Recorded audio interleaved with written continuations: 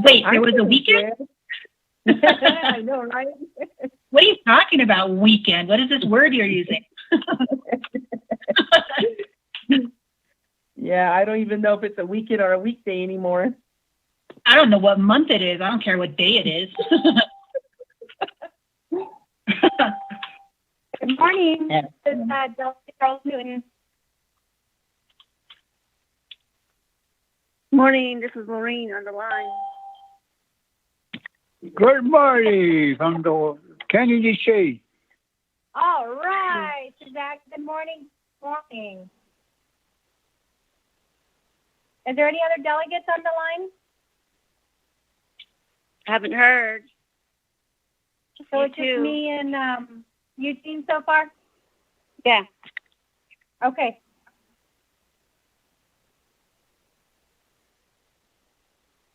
Do we have Mr. Delmore on the line? Yes, ma'am, I'm here. Great, Mr. Delmore. So what we'll do is we'll wait 5 more minutes. If we don't get any other delegates, what we'll do is we'll just proceed right into the reports because I know you're super busy. And then as we get the delegates on the line, that's we'll call the meeting to order, okay? Yes, ma'am.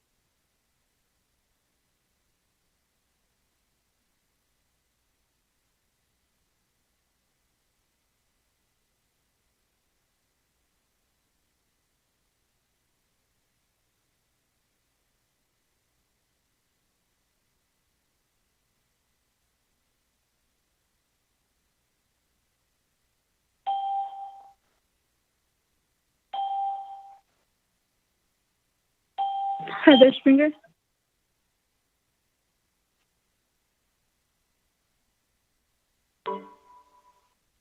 What's that?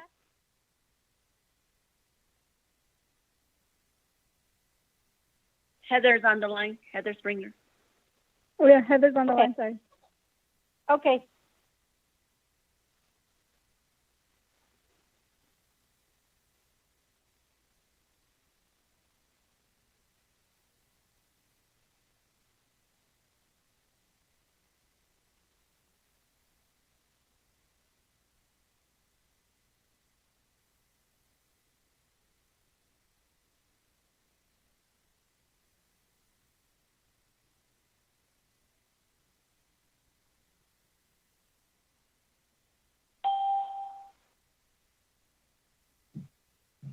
Ina Tom?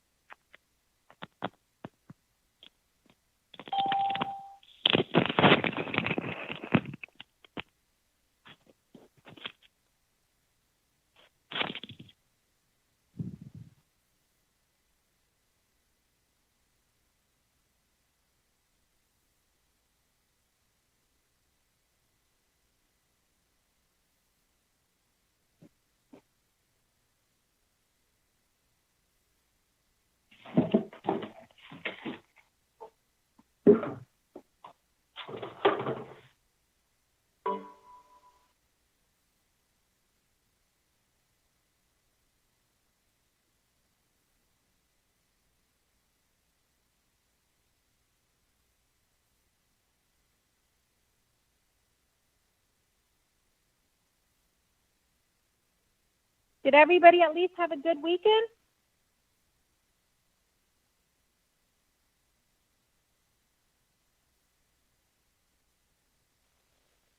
Yeah, somewhat. I feel like these days I don't even know what day is a weekend. Every day seems to be just jumbled together for me. I don't know if I'm the only one who feels that way. Yep.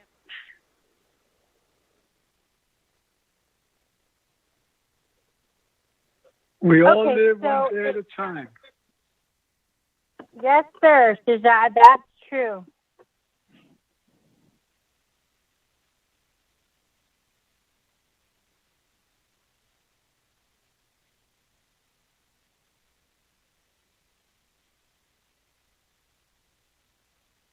Okay, so we're just going to go ahead and start. We'll just go ahead and jump right into the reports. We're not calling the meeting to order. I don't believe we have any other delegates on the line except for me and Honorable Eugene Stowe. We do need 3 delegates to have a quorum. So when we hear one more delegate log in, we'll go ahead straight into calling the meeting to order. So at this time, Mr. Delmar, the floor is yours. Yes, thank you, Madam Chair. Lieutenant Eugene, so good morning. And also to the staff, Lorraine, the staff from your office, good morning. And also to the folks who are listening and my staff too, from corrections to talk about the second item, Madam Chair. The first item that we have on the agenda is special duty pay and what the status is of the special duty pay. Ever since its inception, I think a couple of months ago, once it was approved, some folks from us, they had to reshuffle their monies within their budgets. Those who were capable of doing this, they did this. Then we have some departments like corrections, they don't have the funds at all.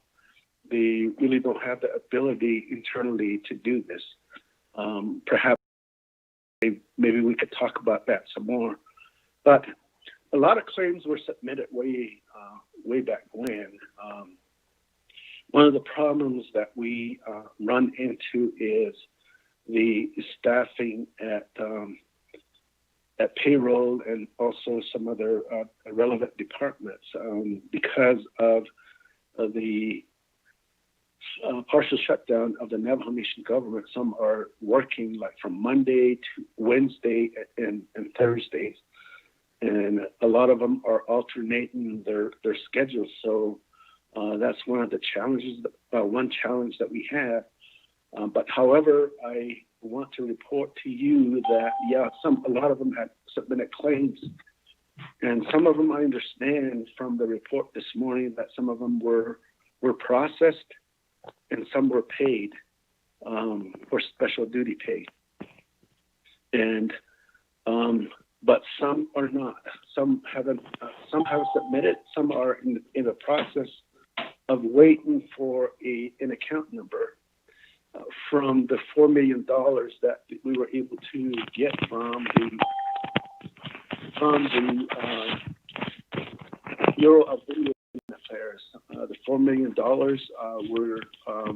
we're getting around about $3 million, and it's not really directly in our accounts as the Division of Public Safety. However, as you heard from the regional director, Mr. Stevens, about a month ago, that the fastest way they were able to funnel these monies to us was through the Navajo Nation Division of Human Resources, through tribal enrollment. So that's where it's at, and we did submit budgets to them as they had requested. We have had meetings with them, and hopefully it's final this morning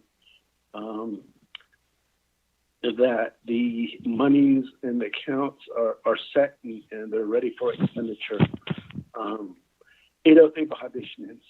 Madam Chair.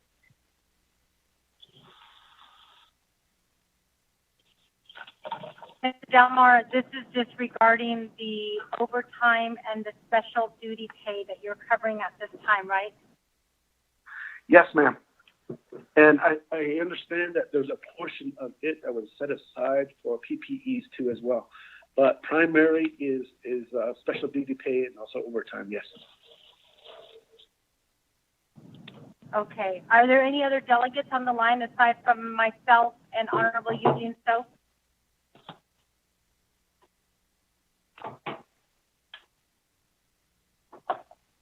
Okay. Honorable Eugene So, do you have any questions for Mr. Delmar?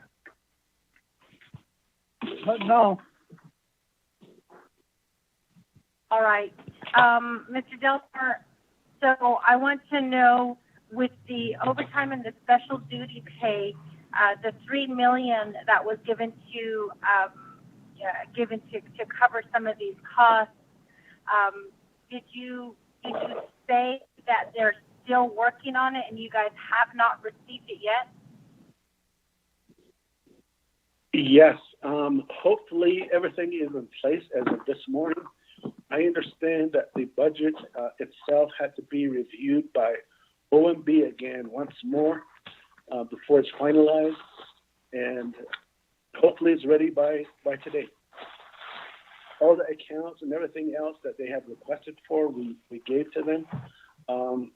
We, at the division level, Navajo Division of Public Safety, we don't have the signature authority over these monies. However, under Dr. Fowler and also with tribal enrollment, they do. So I understand that they signed them. They signed the budgets, and it just needs to be reviewed by OMB, like I said, before it becomes final. So once it becomes final, about how long will it take before your department receives the money and you can start making payments to the first responders? Yes, ma'am. Hopefully immediately following. Right once we get the account numbers for us to charge, then we should be good. We're just waiting for the account numbers to become available, and once we get the green light, we should be able to spend. Yes.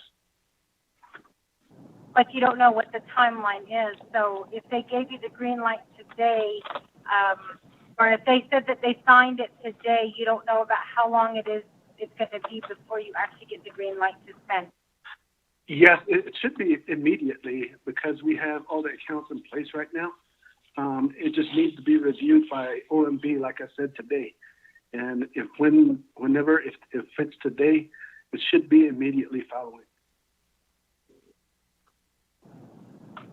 Okay, so, all right. So I guess we just have to wait and see. Mr. Delmar, can you email the committee as soon as you find out that that the papers were signed? That way we can track it to make sure that that you guys receive your money right away. Yes, ma'am, certainly. Great. Thank you for that. The other question that I have is with the PPE, we are still receiving reports from officers saying that they have only received like one set of PPE. One officer reported that his PPE was issued to him 3 weeks ago, and that he's reusing his PPE gears. So my question is, how many sets of PPE gears does an officer receive, and how much PPE gear does the Department of Public Safety receive? Yes, ma'am. Thank you for that question. They're available through our emergency management office, and they're available. That's all I can tell you, ma'am, is that whenever they need them, they just need to submit a request to the office so we could provide that that supply to them. We did have at one time an abundance of some donations, and we're working with a vendor.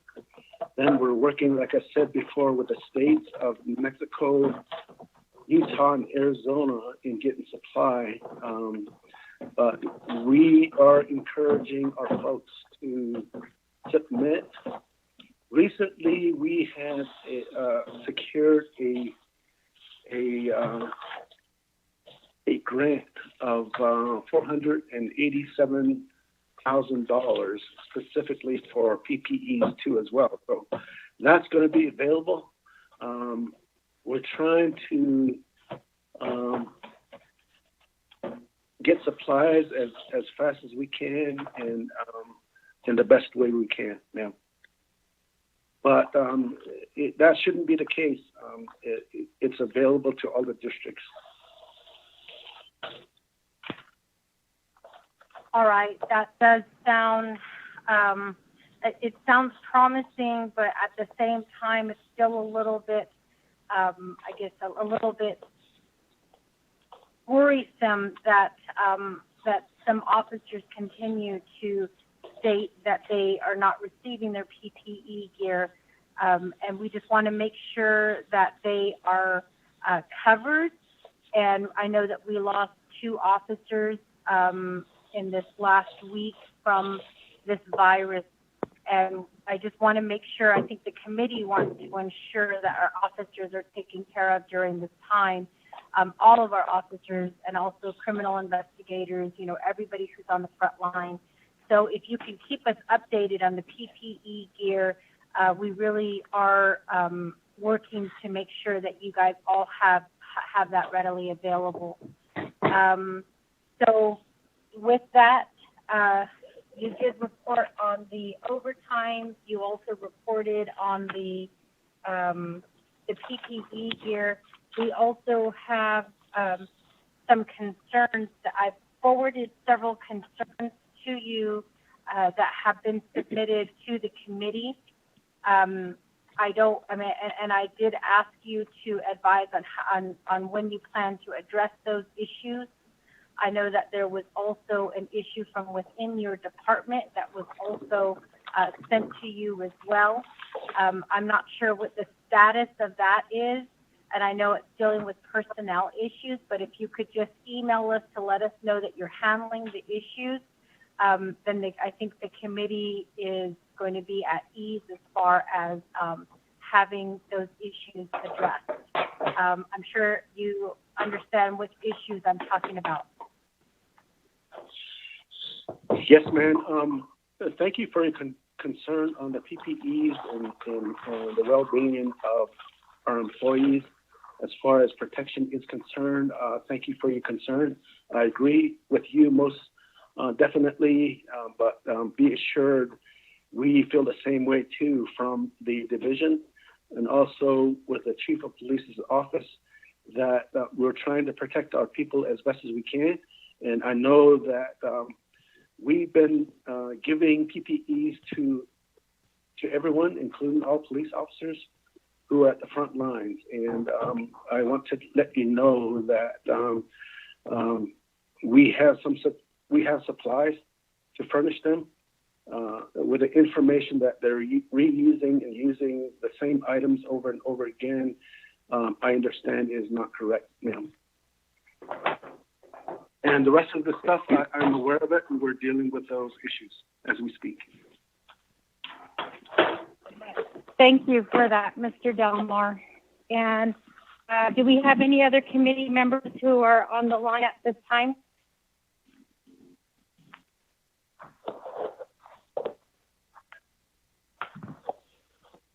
Honorable Otto So, Honorable Vince James, Honorable Edmund Yazzie, have you joined the call?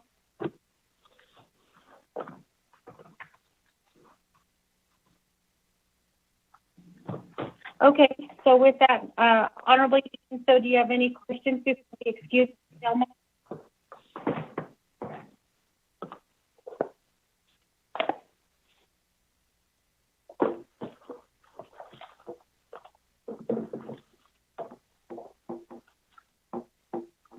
Okay, I'm going to assume his silence means he doesn't have any questions.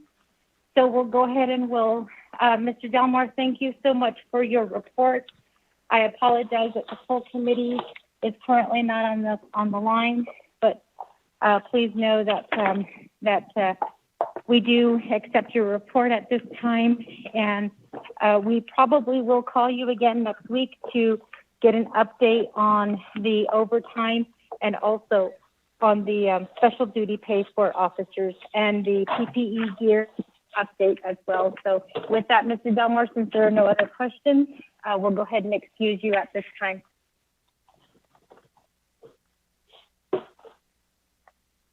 Yes, Is you and Dr. Knight. Duncan? I am still here to discuss the item on corrections. I'll be here. Yes, that's true. Yes, you are on item number 2, but you're excused as far as the PPE gear, the special duty pay, and the other concerns that we have listed in item number 1 for receiving report.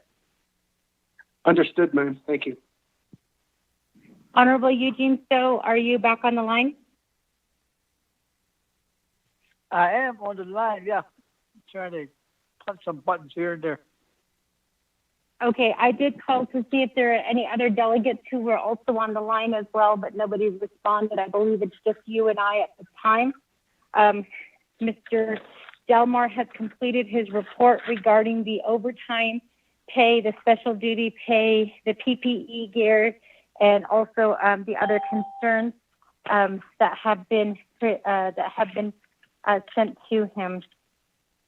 So we're going to go ahead and move down to Mr. Delmar again on providing us an update on the Department of Corrections on the release of inmates. Before I do that, I'm going to ask one more time, are there any other committee members who are currently on the line aside from myself and Honorable Eugene So?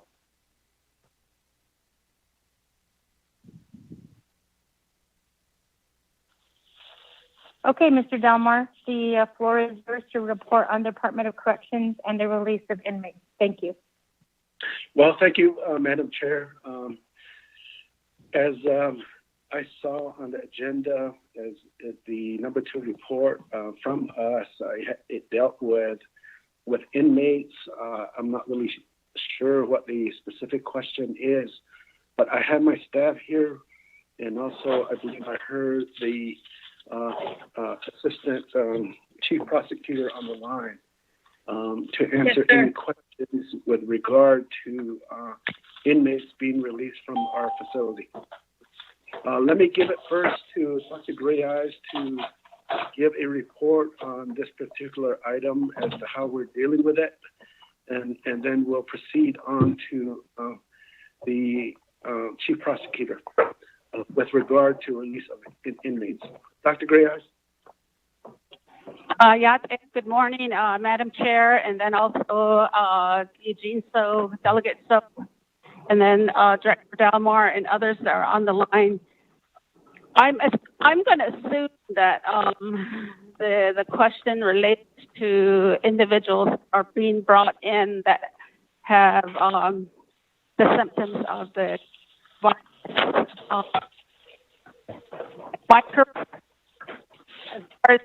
I'm really not sure how to address the releases. I could just kind of talk in general about we release inmates and so forth. And I need, I guess, some specific areas for me to be specific to what the committee wants.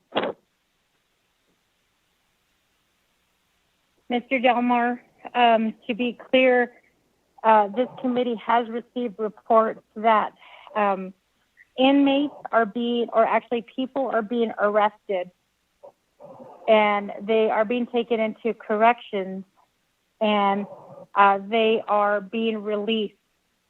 And so we would like to get an update on that, as we are getting calls of concerns. Some of them who have been arrested for violent offenses who are being released. And we do have the prosecutor's office and Department of Justice who are on the line. I believe that they are also receiving the same types of phone calls as well. We have had several families contact us, whether it's on Facebook or through email or phone calls itself. So we'd like to get an update on how Department of Corrections is handling the arrest. And I know that there was a response earlier at the beginning of this pandemic to an attorney who had asked similar questions. we'd like to just get an idea of how you handle the arrest and why we are releasing inmates. Thank you. Thank you, Madam Chair, for the clarification. Now we can answer that question. I'll give it back to Dr. Gray Eyes. We can probably go back to the beginning of this virus that we're dealing with, how we got together, and what we have planned and what we're doing daily with all offenders. Dr. Gray Eyes? Okay, thank you. And when we get an arrest, we normally, if it's public intoxication, we in the facility for up to between 8 and 12 hours. And Ms. Gray Eyes, can you hold on there? I apologize. I'm so sorry. I know you're getting ready to start into your report, but we do have 3 delegates who are currently on the line with us now. So we'll go ahead and we'll call this meeting to order. It is now 10:27.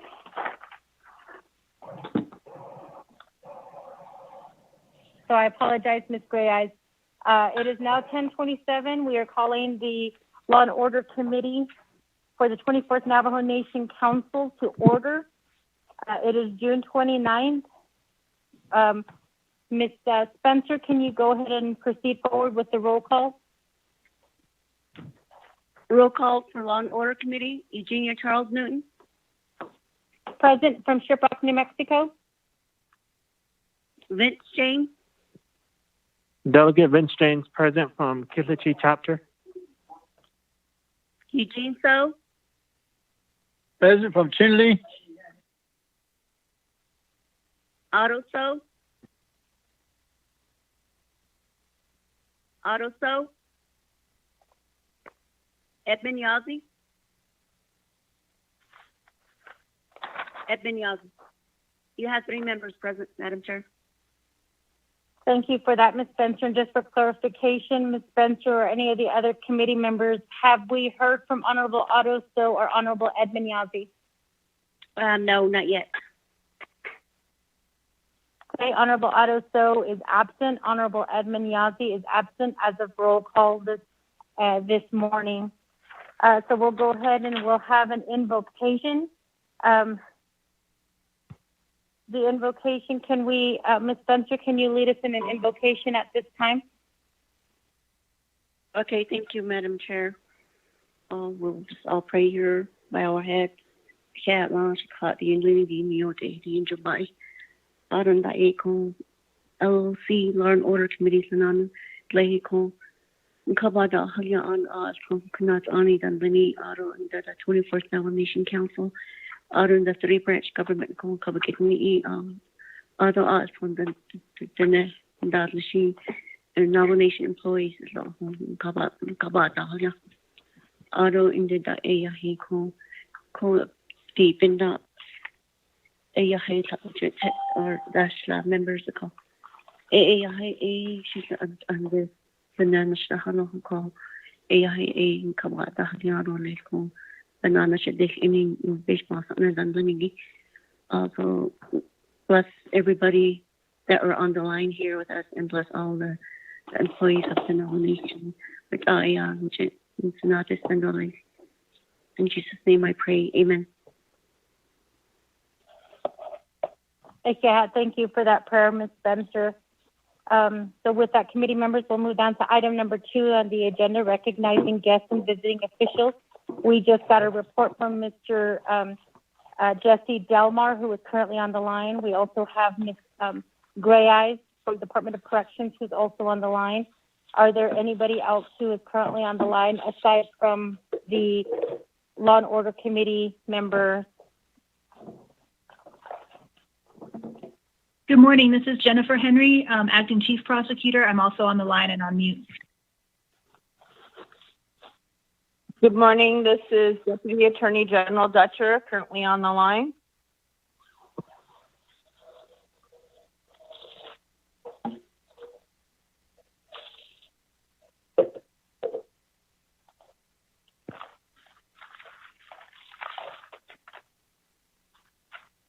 Okay, so with that, committee members, since we have two other people on the line with us, we'll move down to item number 3. Well, before I proceed forward, are there any other delegates who are on the line?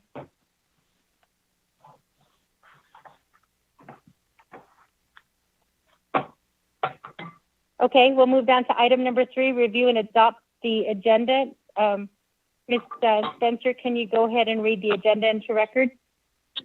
Okay, agenda of the Law and Order Committee, 24th Navajo Nation Council, special meeting by teleconference, June 29th, 2020, 10 a.m. Presiding, Eugenia Charles Newton, Chairwoman, Otto So, Vice Chairperson, location by teleconference meeting. 1, call special meeting to order, roll call and invocation. Number 2, recognize guests and visiting officials. Number 3, review and adopt agenda. Number 4, review and adopt the journals. There's none.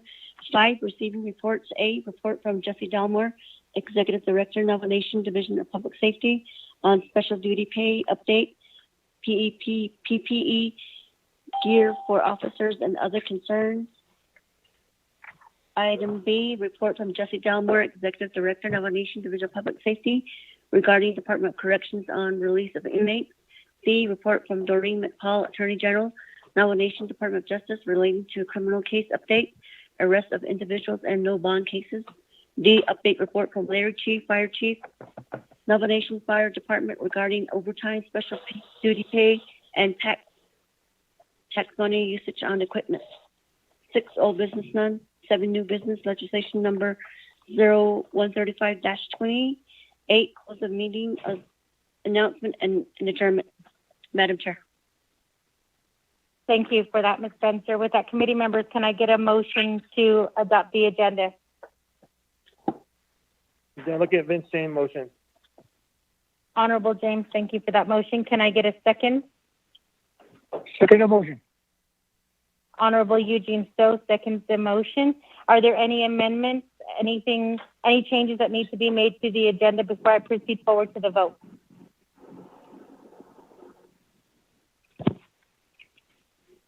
Okay, with that, we'll go ahead and proceed forward to the vote. Honorable Vince James, how do you vote? Delegate Vince Jane votes green. Honorable James votes green. Honorable Eugene Stowe, how do you vote? Vote green. Honorable Stowe votes green. Honorable Otto So, how do you vote?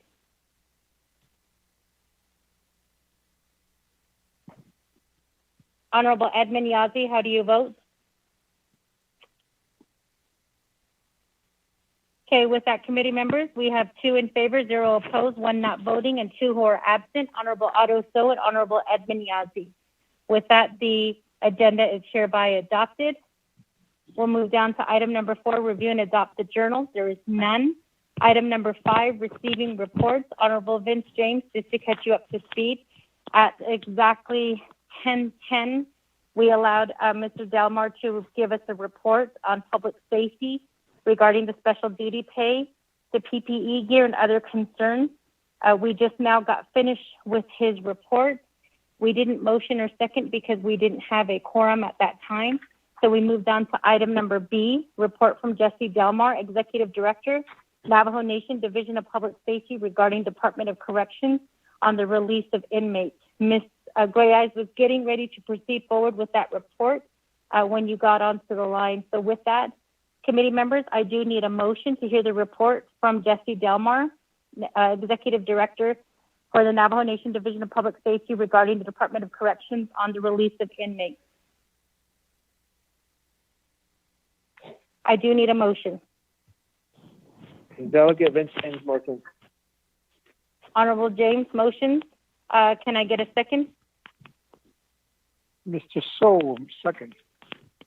Honorable Eugene So, second. So with that, committee members, we do have a motion and a second. Ms. Gray Eyes, the floor is yours.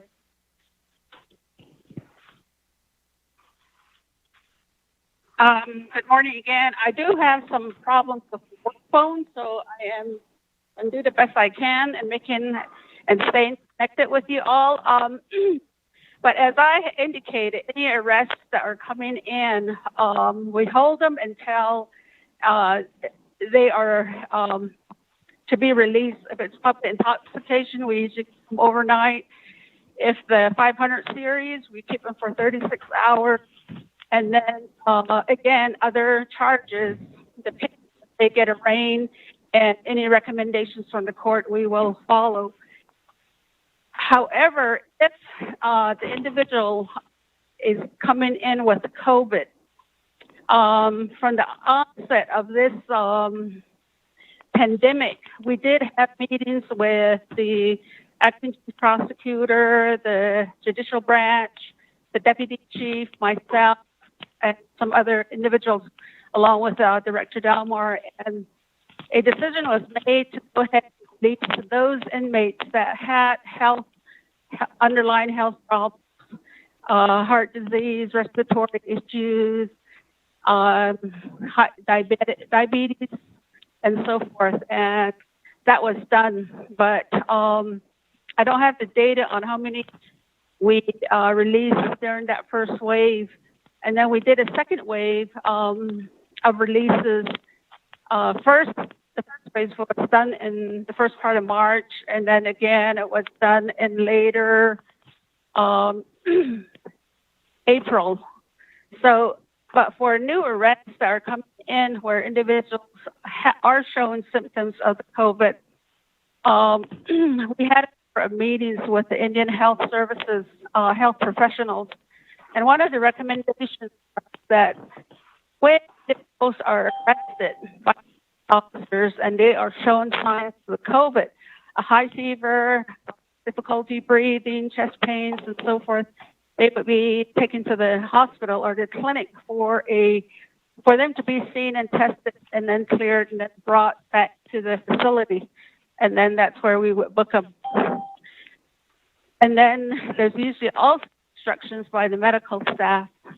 Thereafter, what we do is, my staff do is they work with their district prosecutors, and many of them have been released just because we had a lot of problems in the onset when we first started working with the pandemic, because we did not have any PPEs for correction staff to use while working with COVID patients or inmates. So now, if individuals are coming in and are not showing any signs of the COVID, one of the agreements that we came to with the Indian Health Services during our meetings was that DOC would take those individuals, make an appointment for them, and have them tested. So that's what we've been doing. And then the other thing we did was that the middle of April, we had all our officers, corrections officers, tested, as well as the inmates within the facility. And there were some that were found to be positive of COVID, and they were probably under the classification of asymptomatic. So those individuals were isolated and stayed in the facility until the court made a decision on their cases. In a couple of cases, I know that they had defenders representing them, and those individuals were released based on the filings and motions by the public defenders. So, and that's basically our continued those charges, whether they there are no charges. We have to teach individuals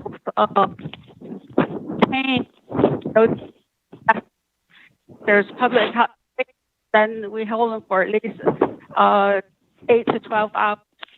And then under 500 series, if there's a file 6 hours, that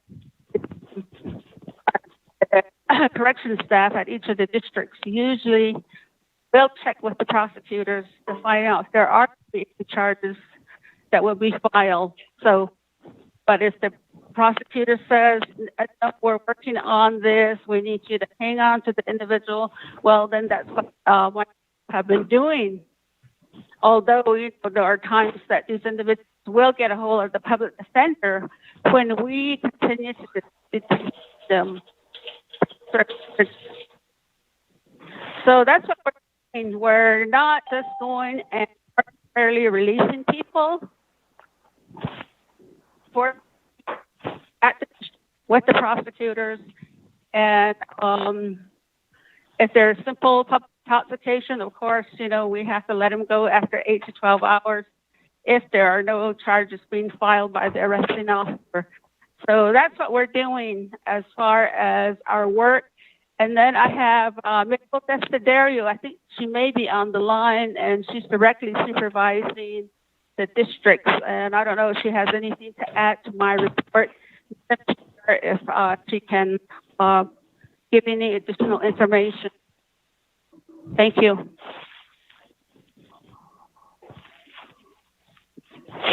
Good morning, Madam Chair. This is Mabel Desiderio Yate, Bennett Auto, members of the Law and Order Committee, and the staff that are on the line.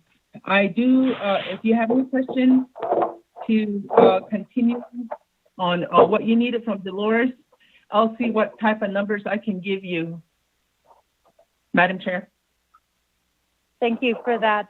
Committee members, are there any questions for Ms. Reyes at this time?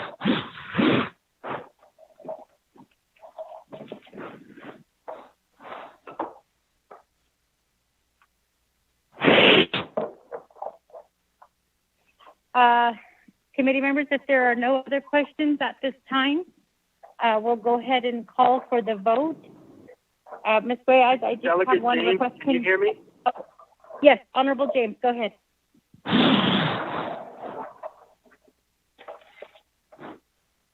I don't know if you guys can hear me, but this is Delegate James. Yes, Honorable James, we can hear you. Go ahead. In regards to, again, I'm going to elaborate in regards to the personnel.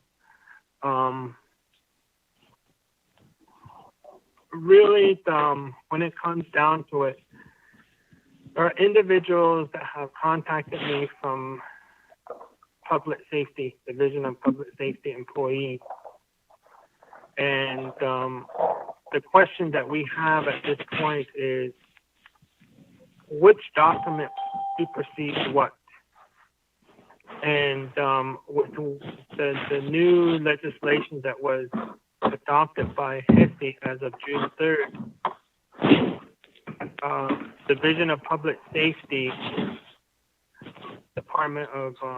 Division of Public Safety, Human Resource, and then the Department Human Resource staff are indicating that this is what the new policy is. I don't know if somebody can put their phone on mute.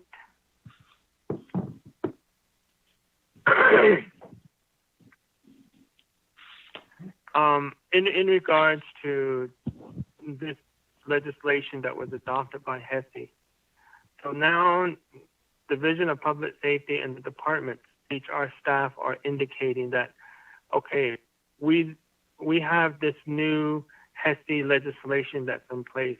This supersedes everything. So now, as of June 3rd, we follow this order. And that really needs to stop from those HR staff. And I really don't understand why we have families that are running around for their loved ones trying to process documents for their loved ones. And that legislation, I totally disagree with it, because every person is different in how they are going to heal themselves from the COVID-19. That 120 hours is only for 3 weeks. So the way I am being told is that HR staff or the department is indicating that this is what we're going by now.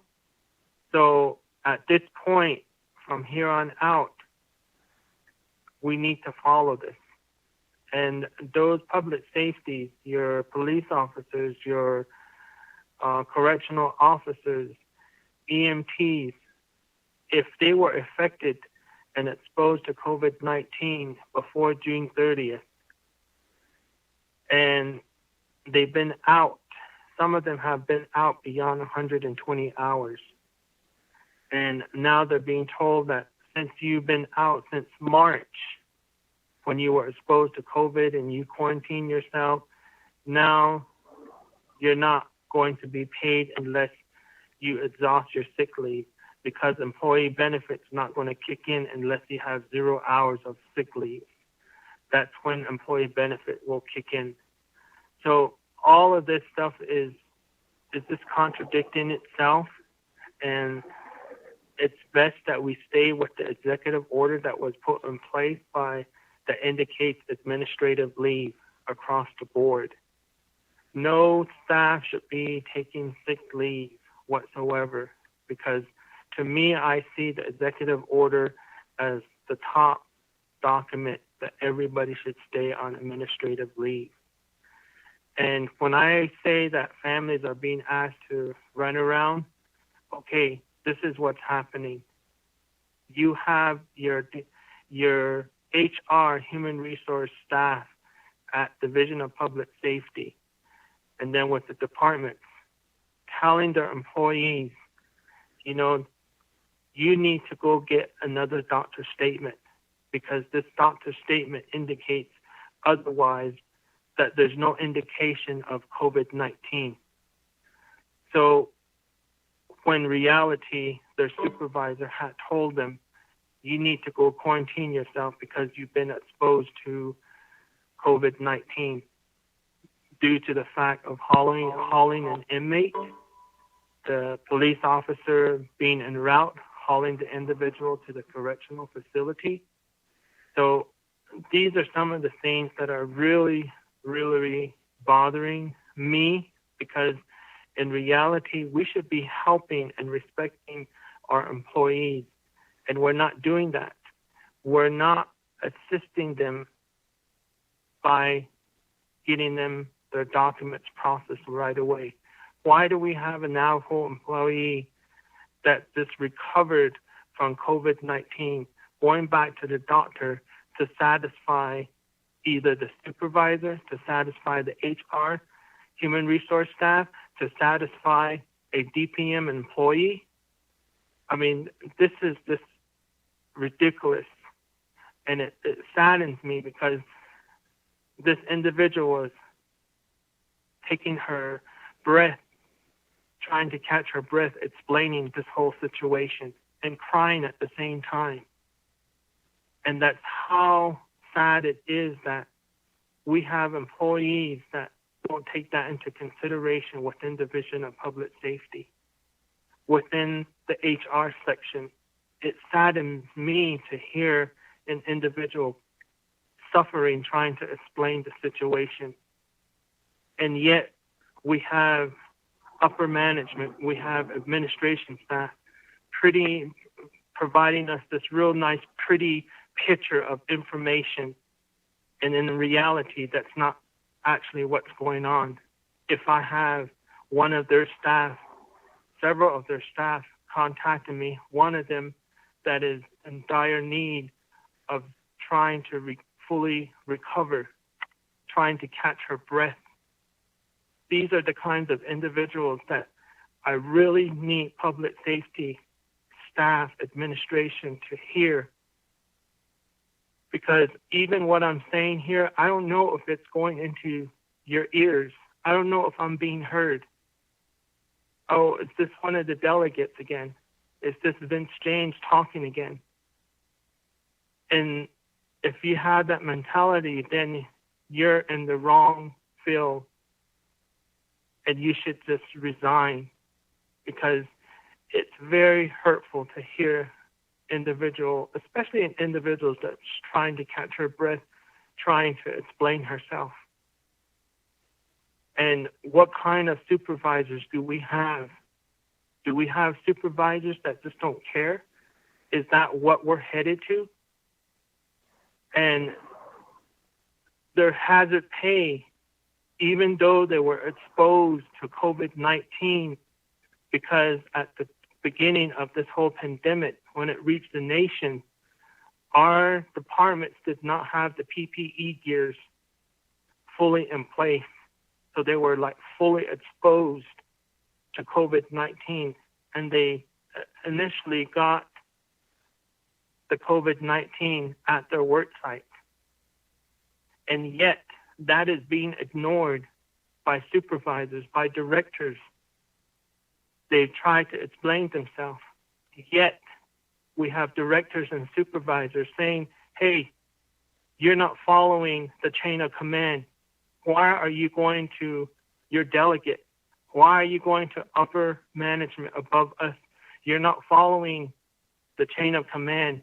If we find out it's you that is relaying these information to the delegates,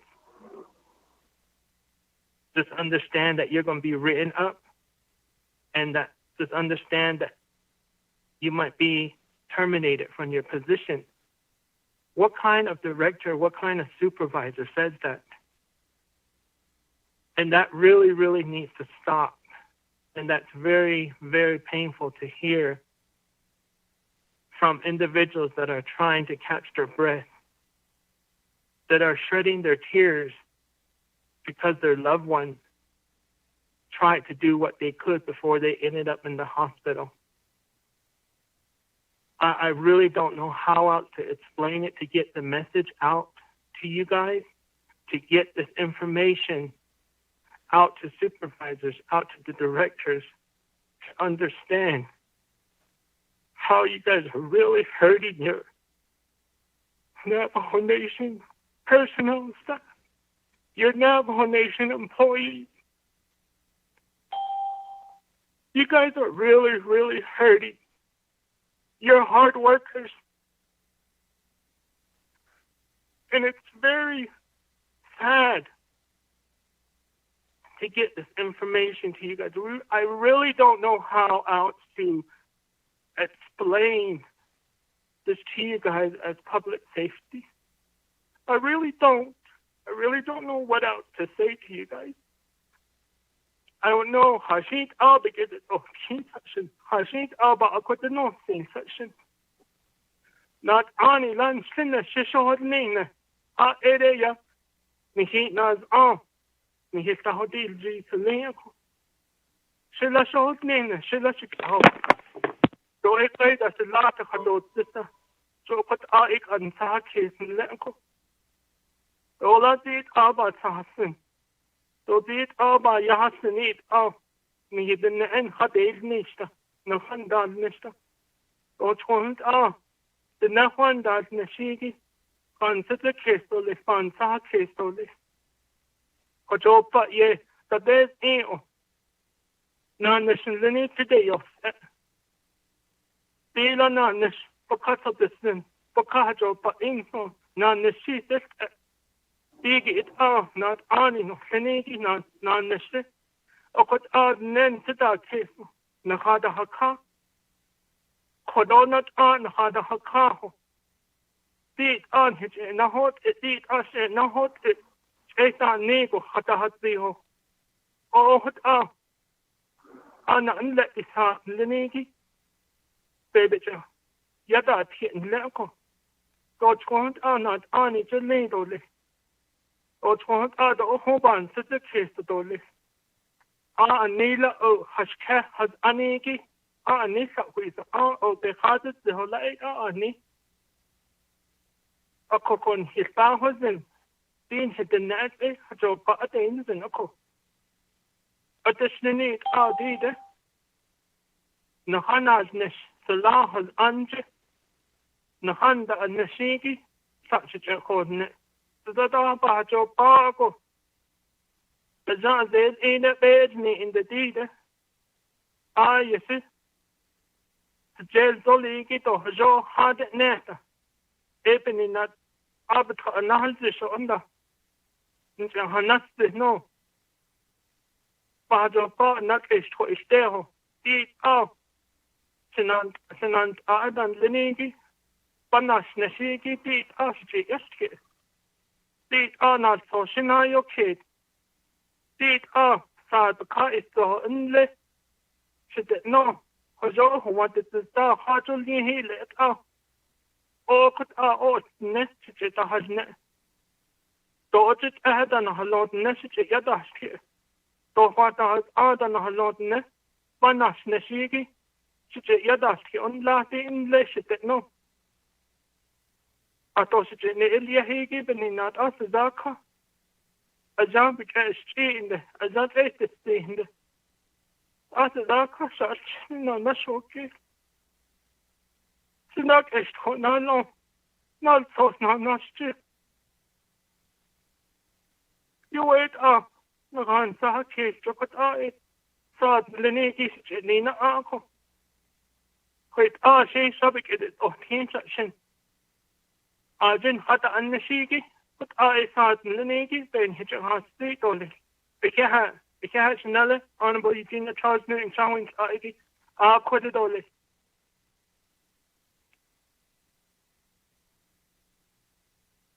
Aisha Shanella, for sharing your concerns, although for saying those, I think that we all have those, we all feel that way about our Navajo Nation employees. So with that, I know that there was some questions and concerns brought up there. So Mr. Delmar, I will go ahead and turn the floor back over to you. Thank you. I thought we were talking about the inmates. I think we sort of got off track.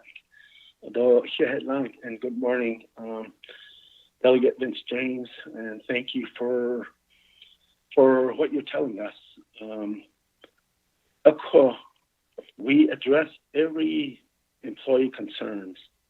I think one of the problems that we have right now, Minister has met directly, and we don't know what the issues are. And when you say this, I don't understand. I don't know. And I think that's the problem is you have my number. If somebody has a concern, you tell me, call me directly. I don't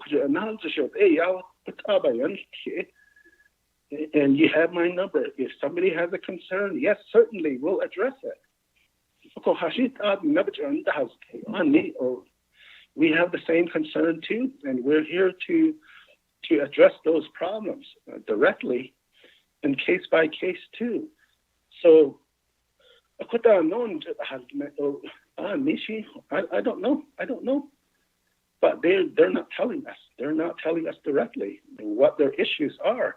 And if they could tell us directly, we'll address them.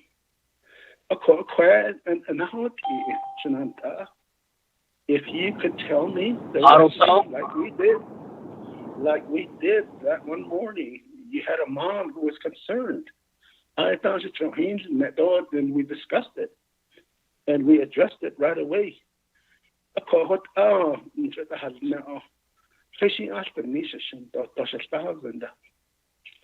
And I agree with you too. We like to help those people directly. And if I'm not aware of their situation, what can I do? Every day.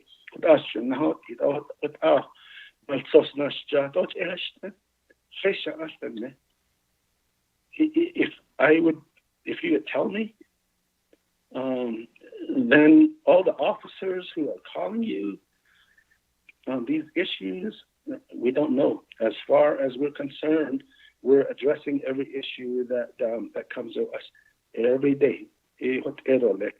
And but if you get issues and questions like that directly, I like to know too.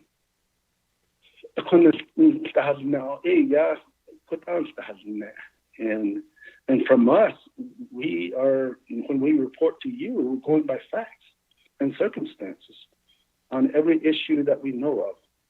So it's from our side when we do reports to you. I know it's very emotional. This is something that we are dealing with too, with everyone. So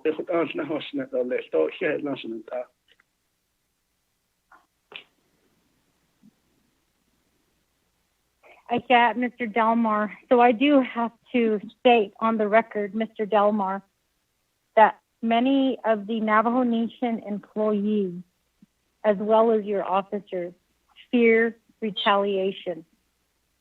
And we receive those reports with that indication.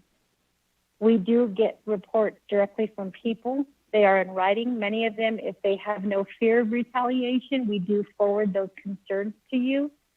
But we have to also keep in mind that we are aware of the memos that come out from Chaco Paulson and also from the Office of the President and the Vice President regarding information to be shared with council. So I understand your statement that we need to work directly with you, and we are working directly with you to try to address these issues. But again, many, if not all, of our Navajo Nation employees report things to council, and they do fear retaliation. And we hear that all the time. So we apologize if we are not sharing the names with you, and that's because they have asked us to remain anonymous. But this committee does have we do share those concerns, and we do print them out, and we do have them for our record. So I just want to make that clear. And then it's very difficult because, as you are well aware, Mr. Delmar, you did send us a memo. I believe it was back in the fall. And Ms. Spencer, if you could pull up that memo and send it back out, you advised us to talk directly to you. And that's what Honorable Vince James had mentioned the last time. So we don't contact your department managers, or we don't contact anyone but you, based on the memo that you sent us. You sent the committee asking us to deal directly with you. So with that, I'm going to go ahead and turn it back over to Honorable Vince James, and I'm going to ask you, Honorable James, were all of your questions answered? Okay, has another, I don't know, not Director Jesse Delmar. Kodo ani ya non nationality to be yana hadizo. Goe ani engine na hoshne. Ado ben hoshne ako. Ashita not even she kishi ya ako danze. To alpha yashki kishi bad husband. Jo a hashin so a non so skut alia to hot na atle jo a dan ne ko to da is she ko ni ti nan ni ti baby ya na hali so a ni to ta ka hela so je loko ka hela ya ade ko connection to ne loko to insenda nan ni ki be ya na hali ado stel het is as chinnes te talke. Because in a het aber zanat to this. So could a sat linita di an leko. Ako ni to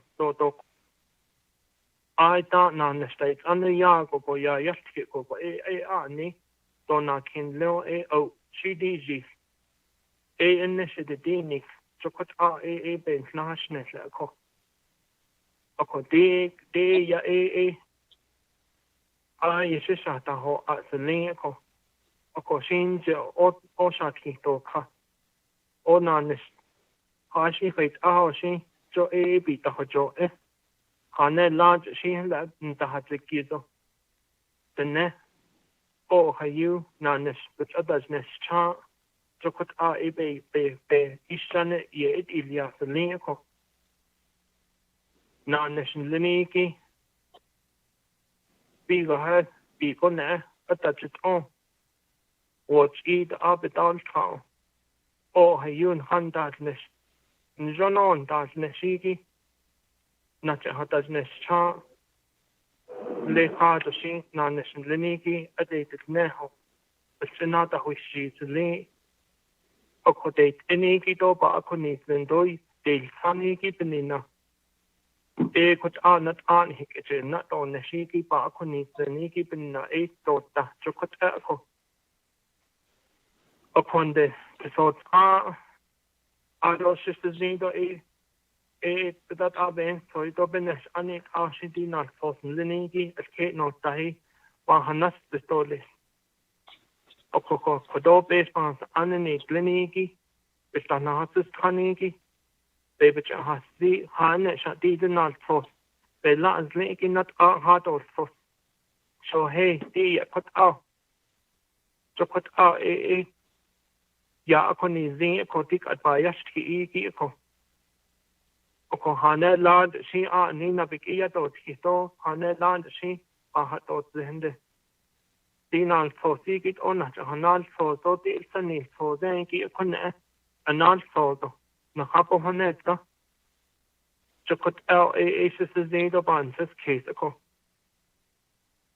آدو نانا أني يا ناديل نشيكي دو آهوش يا بيجي دهشنة داشتو أكو كنت سابق بنينا سابق الخليجي بنينا بنينا آج لاج نات نين لنيجي دي يا كنت إنج نهشنا أكو بيبستاه جلنا جو أنسن أكو شينا ديت نشيشي بس ناديت نخا آج بهناديت ذهن لأكو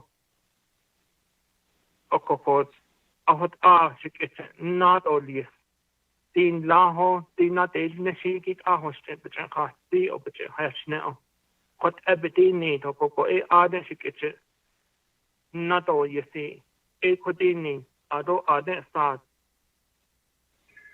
بيشت هنادي تخد نشان دار نشي بجن ناهوجنا شيا أستكوج لاج شودني لاج تستاش كوج شكنانت دو ليش أكو أكون دشينك أدين سباهزن أدو أنت كدو يشيش أني كشي ناديل نشي بس بعد هزن أشبا يشكي إيكي بس بعد هزن إيشين سديدو استوكو ولا هيت آشي بنانش أسليهن كدو سزيدو إبانا إنشبا أشهد أدو نانش بتأدين ناس بتوهنو بيبيانا هوشكيزة دولي نيكيش بعد هزنو جو هت كدوبا نا إنش خاطو ليش أكو أوبا ساتو هت نصنو ناد تو تاسيكي آج يا نهنا زينو جو كت بكاه جو با إنسن أكو ناد تو تاس نخات نشيكي ناد تو تاس نشن لني نتلين تو ليش نتيات بنانش نتلين تو ليش جو يا نهنا زين جو الحياة أكو كدوبي غابتي نيكوكو نان بنان نشي بنا بيانا هوي ليزو دون حياة تاكو كنت بهنانا ستيتو لي إيشها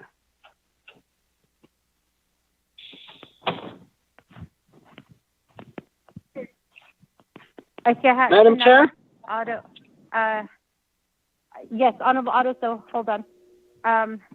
Sanala, so thank you for those words. So what I'm going to do is I'm going to open up the questions to the committee. Sounds like we have Honorable Otto So who'd like to ask a question. Honorable Otto So, you have the floor. Yeah, thank you very much. Should about this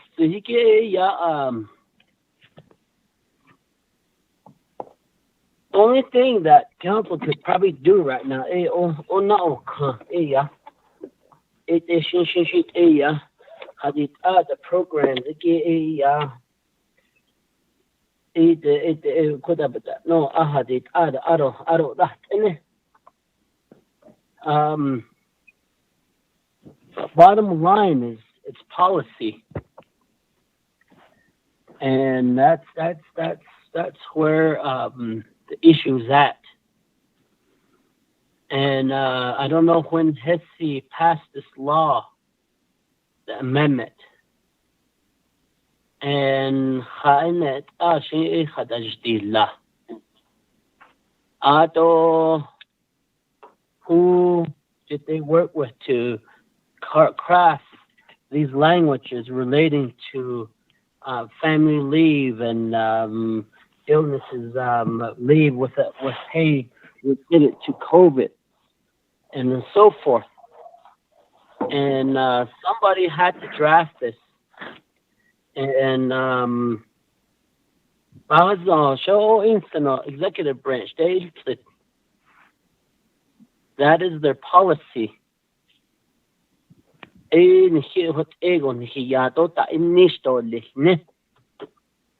Aro a Health and Human Service Committee bait. You can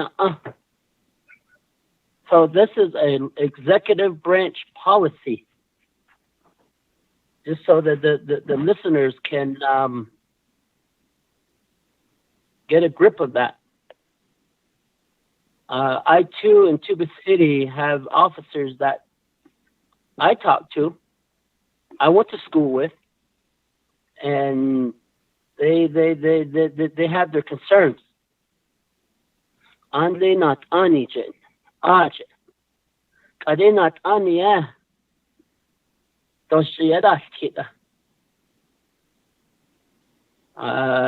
hardly talk to me that how they used to, so I just assume something was conveyed to them not to talk to their council delegates. Officer Dash always had a really good communication with him.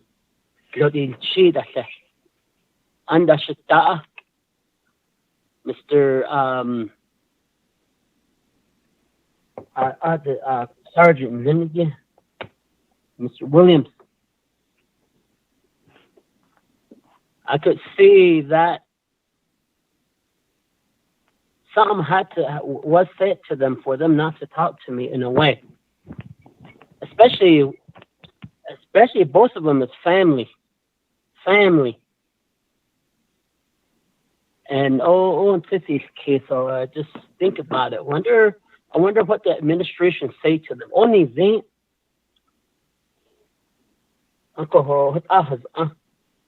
I think we need to, if they choose to move forth and work in this fashion, I believe,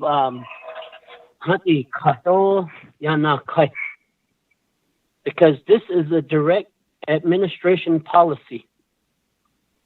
But I believe, committee members, if we can have a meeting with, joint meeting with Hess, and see if we could get a hearing going, get a teleconference hearing going, and let's get these people on record. Their testimony will be heard on the record. What this is not only in public safety. Social services,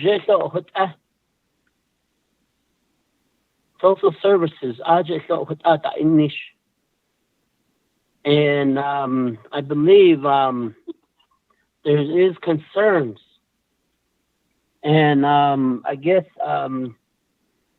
if we could get to the bottom of this, policy, but not as lean. To hajo hespes nipeno hajon do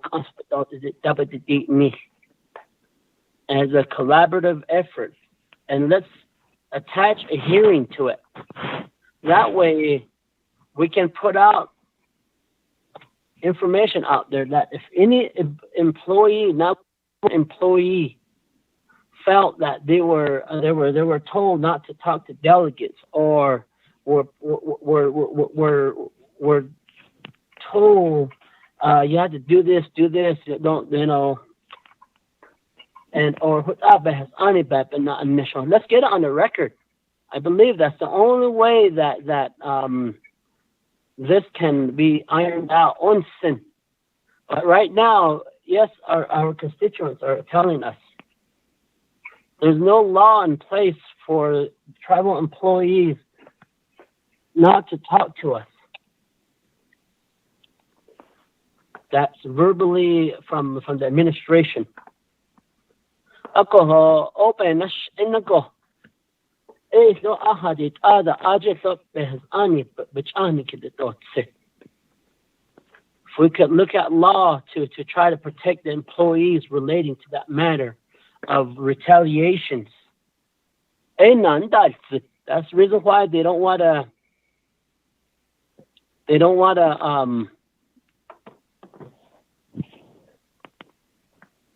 say anything.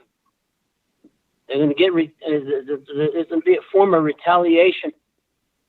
I was at the Tibbet City Fairgrounds, and I was on a committee called LLC standing committee, and I had the phone on mute. I also oh, hi, Mr. Sono. Just coming by, and just wanted to say hello to you, and we're just patrolling over here. What are you doing? Oh, I'm on a committee call. Oh, I know that police officer raised her hand and said, "Shh, don't say I'm here. I'm gonna go." Just by that really made me think.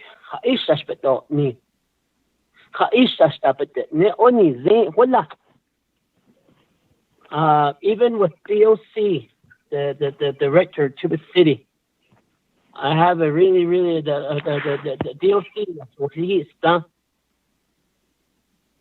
It was always every time we would see each other, say hello, yak etani. That's look at this mito. I don't have issue but not ni shin. I don't either. There's something going on, and a hearing would be more suffice. That way we get it out there. You know, what's within our powers.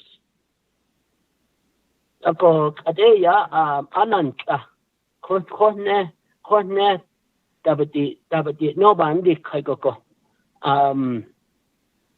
It's going to be looked at a form of reaching over our authorities, and these authorities, once the law is made, it's the executive branch's policies to abide by it.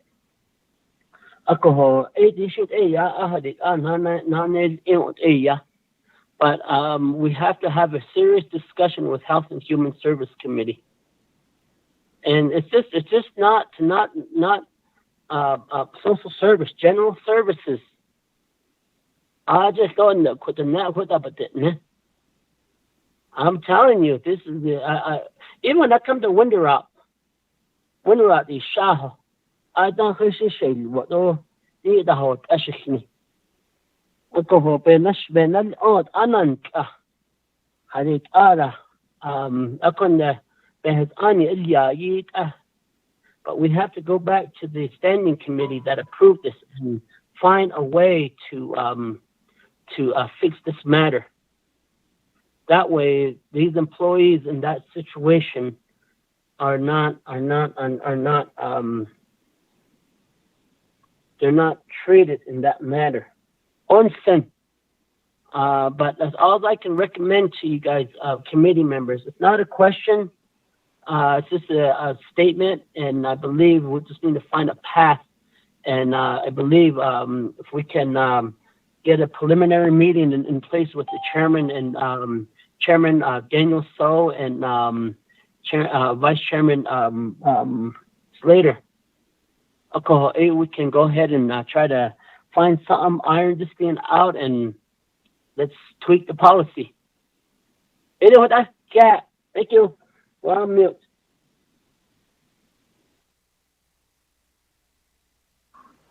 Okay, should say for sharing those words. Mr. Delmar, I'm going to turn the floor back over to you. Well, thank you. First of all, to Delegate James Shinanta. We will take that into consideration, everything you said to me. Madam Chair, you're concerned about many people complaining to you. I certainly can't address that without me knowing what the issues are. We can do it case by case. Like I said, you have my number. We could talk about issues. We share the same thought you have in protecting our employees. Since I've been back over here, back with the Navajo Nation, I'm not aware of any case where we have had retaliated against employees for talking to you. I'm not aware of any directive that we gave them not to talk to you. I talk to you too. And we do not shut our employees off to anything at all in speaking to you on issues. But they talk to you apparently. So what on his employee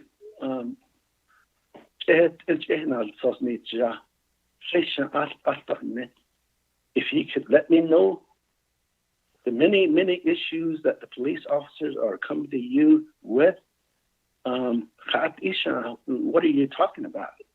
I can help. I'm not proud. I'm back here to help the people and to work with the people directly. And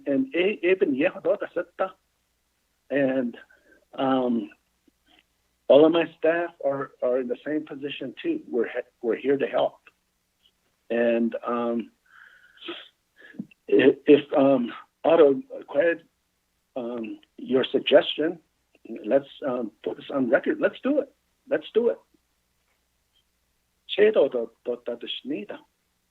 I get directives from my bosses too every day. They complain to the president's office, to Chief Chaco, and we deal with those issues daily.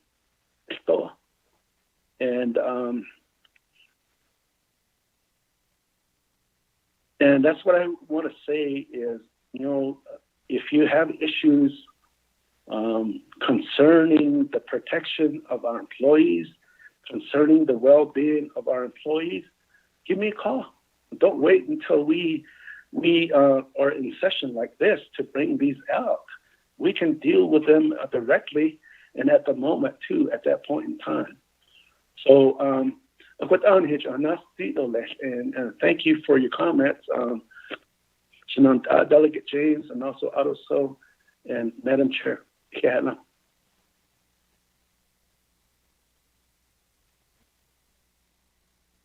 Thank you for that, Mr. Delmar. And just for the record, we do send you the complaints that we do receive where people are okay with being named in those complaints. So we don't bring it up just at the committee meetings. You are well aware of the emails that we forward to you, and also the Facebook posts. You are well aware of those. So I don't know why you're saying that we just bring it up during committee meetings. 1. 2 is, it was on the record, I believe 2 or maybe 3 weeks ago, or it was on one of the LOC records, maybe even a month ago, and we can have Ms. Spencer pull that up and do a transcript. But I believe, and I could be wrong on this, but I believe Mr. Francisco got very upset and stated on the record that officers should not be contacting us, but should be going to him with their concerns. So it kind of contradicts what you're talking about here when you were on the line at that time. And Ms. Spencer, I would like you to type up that transcript so we have it. We are only abiding by what you are asking us, Mr. Delmar. When you're asking us to work with you, that's exactly what we are doing. There was a different format previous to you sending out that memo.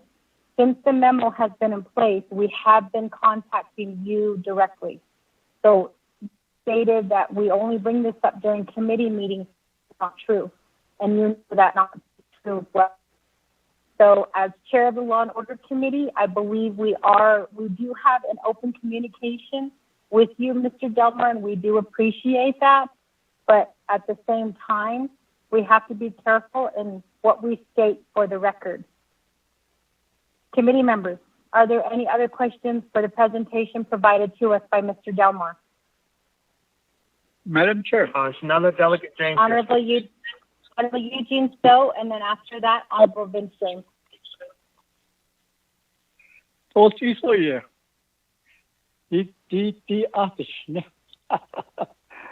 Number one, he don't have no respect for anything. No laws, regulations, federal policy, protocol. They that don't care less about it. It's in need of other data. And the way that we were discussing all the money this way, that way. It's already in the CARES Act. Let's just give it to get rid of some money. The way it says. Just know how much in the bond and this is the law. They don't care about it. This wires don't care about it.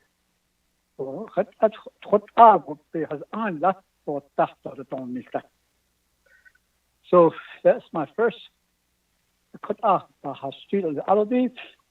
We got up because honest Title 1.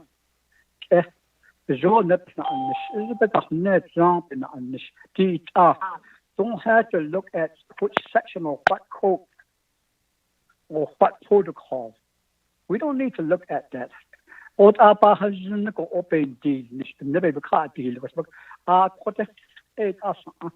think that's the reason why that's there for these times emergency that has no regards to no respect to our laws. We got a law which is more powerful. The word is medicine. The argument had to take. Although, please come now, I wanted to push a legislation called the whistleblower, or across all the division, the Navajo Nation government. It's in each division. So even now, maybe I should pull that back up. Although, these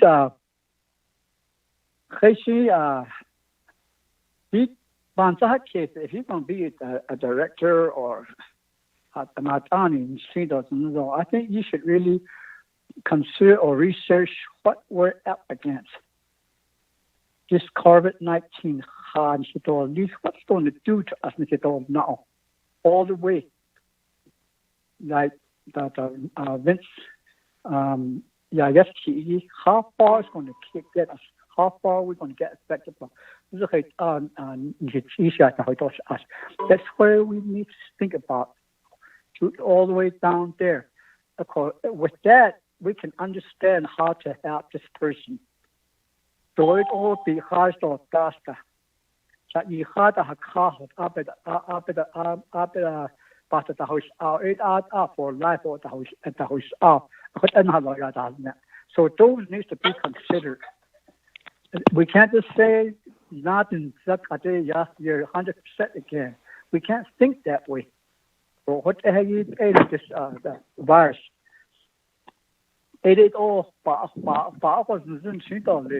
the window when the doctor's order comes around, this person is affected and he's still affected by the house up. Maybe funds 80% for the artery of England. While I'm speaking. I don't on the way legislation by even I rest my case because to these kind of issues that comes around. With this, that's what I'm trying to do with all the 4 other oversight committees. And then they have, some of them have a final authority. So basically, that council delegate 24, we all have a say so. We all should know what the division are doing, or how we can help them, how we can advocate for them.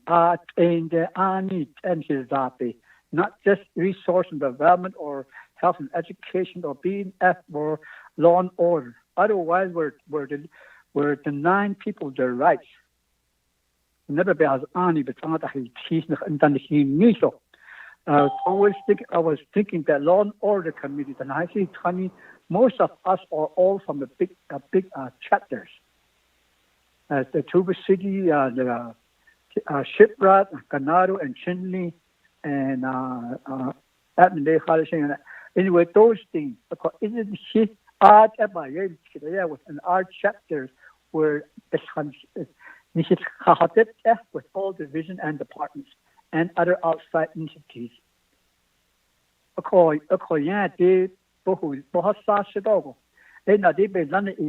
have final authority.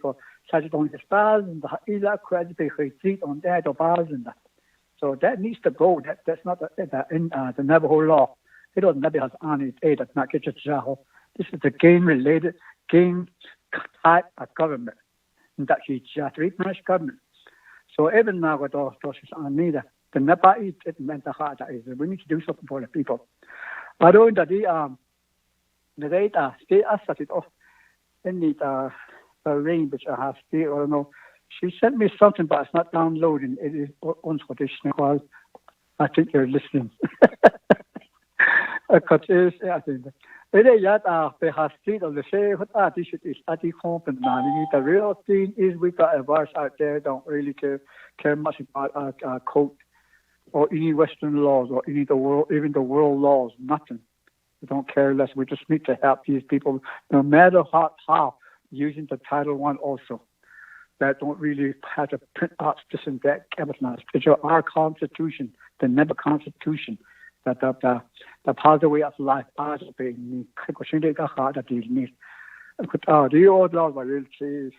They don't care about that. Oh, and so the issue is, I should know to this day, I was up here, there's a fire up here at Witch Spring on the way to the area there, out of Spring, Nashanda, out of Shanada. So I thought Vincent might be over there, even at the 1 years or something. So, anyone, just in case. Oh, she had on the show, everybody that out there and listening to share it. Thank you.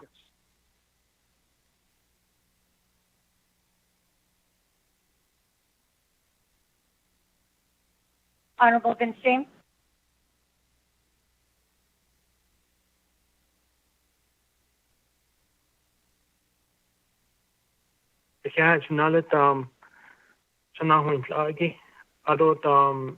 Director Jesse Delmore, you brought up regarding that we don't have anything on record regarding retaliation, but I wanted to point out one area. As committee members of LOC, we did bring up the issues that are happening within criminal investigation section. And look what has happened to criminal investigation section. After those that were brought up of these concerns and issues that were given to us by your staff who are in that position,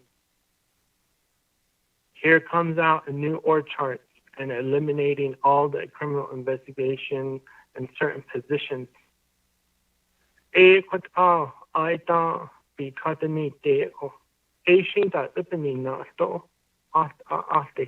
what they're also saying, that, we've seen that part of retaliation happening within Division of Public Safety.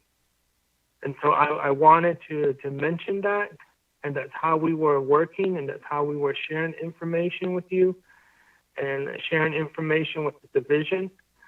But that occurred, and I think a lot of the staff have seen what has happened, how things have shifted, and they look at it as retaliation. If you're a supervisor,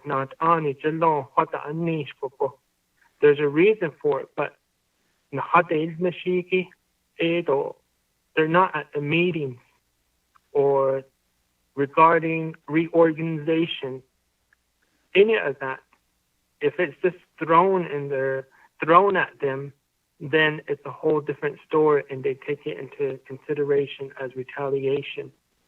And I believe that's how criminal investigation and other sections within the Division of Public Safety has seen once the new org chart was established and sent out.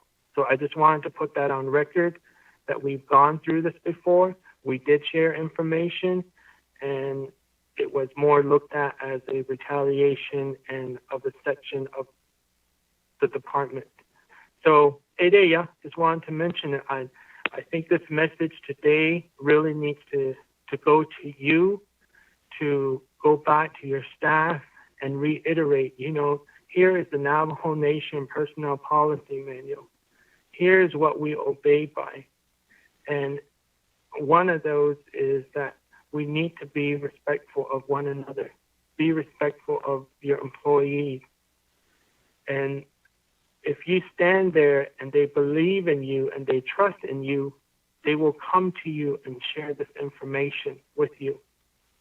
But if somehow they find out certain things is not being heard, or issues, concerns that are brought up are going to be looked at as retaliation, your staff are not going to believe in you and not come to you anymore. They're going to go outside the source and try to find somebody that's willing to listen, that's willing to address the matter.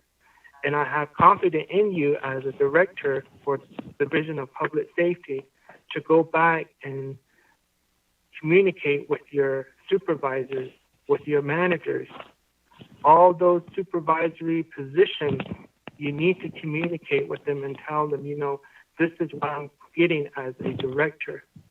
So we need to move forward in a positive direction and have them understand that if they have questions regarding the information that they're receiving from DPM, that they all need to be on the same page. Because you have one district being told one thing, and then you have another district being told one thing. And then that starts this animosity among your district employees, HR staff, saying this and that to each other, and then it just gets overwhelming and it just gets out of hand. So that's just a recommendation from me to you to do, Director Jesse Delmar. Thank you. I'm going back on mute.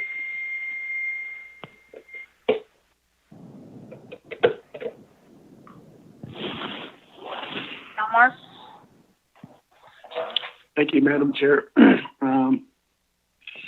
Thank you for your comments, Shinanta, Delegate James, and also Delegate So, and Madam Chair. Yes, we do address everything that you send me. But however, my concern is when you state many people are complaining to you. That is my concern. But however, we do address every issue that you send me. And I know the particular case you're talking about, we're dealing with it as we speak. And Delegate James, we listen to you. And we're here to be supportive of our personnel. And every time we receive a case, yes, there is a consideration, high consideration for the personnel policies and procedures of the Navajo Nation. We cannot go outside those procedures at all when we deal with issues. So, I listen to you. I just take them. Delegate James but perhaps if we could, we could talk about this lady that you're talking about, that she's struggling right now. I'd like to help her too. A call, and so Delegate So, this is something that is that we're dealing with. And how do we deal with it? And I think it's pretty much we've gone a long ways with as a Navajo Nation as to how we're dealing with this for the past 3 months, and even maybe beyond that too as well. But we continue to deal with it every day. We meet with the president every Monday morning. I converse with him on issues that he brings up to me, and also the vice president, and also my boss too, Chief Chaco. So I encourage you to call me directly on issues, and I can certainly most assure you that we'll deal with them from my side.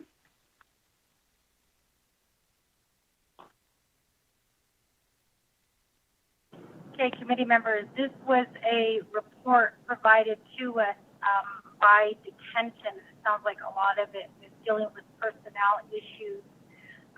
So I kind of want to go back to Ms. Gray Eyes, and I just want to ask her if she could resend us your procedures for handling, inmates who do come in, because I believe that is a concern that is out there with us getting information from families saying that people were arrested and then they were released not long after. But I think it would be good to resend us those procedures so that we at least can answer some of the questions and the concerns brought to us by our constituents and brought to us by citizens of the Navajo Nation in regards to calls that are being made. So we would really appreciate that. We also need to, I think it's really important that I'm not sure if there's communication flowing between the officers and the prosecutors in the way that you're handling these cases with inmates. I know that there have been some officers who have stated that they did make an arrest, and here in Shiprock, we are still transporting inmates to either Kayenta or to Crown Point, and that takes about 4 to 5 hours away from officers being in the community, which is a concern. And I know that you're probably thinking 5 hours because it's a 2-hour drive basically from here to either Crown Point or Kayenta, and then you still have to book the individual, fill out paperwork, and then it's the drive back on top of that. So we're looking at an average of maybe 4 to 5 hours of taking an officer off the road when they are transporting individuals. The other question or concern that I have as well, Ms. Gray Eyes, is are you taking people like for their word? Meaning if there is an individual who is arrested and they say, I tested positive, are you just immediately releasing them based on their word? Or are you, can you tell us how you're handling that situation? Committee members, are there any other questions in regards to the inmates and also how corrections is handling cases at this time? If not, I'm going to turn the floor back over to Ms. Gray Eyes. Delegate James here. Honorable James, go ahead. So Dolores Gray Eyes, a question. How are you handling the individuals, your employees that were exposed to COVID-19 from the get-go and are currently still in recovery stage? How are you addressing those correctional officers and your staff? Thank you. Going back on mute.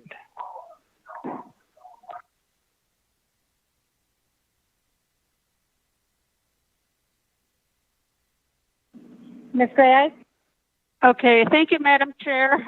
We will go ahead and send you the procedures that we're using as far as the arrest and then the booking, when we release them and so on. A lot of it is still under the consent decree, so And then when the COVID came about, we did also develop some procedures. We'll go ahead and send those to you. But as far as the communication, like I said, anytime the time's almost expiring for a detainee to be released. Normally, my districts will go ahead and get a hold of the district prosecutor. If it's a serious charge, and at that point, that's coordinated.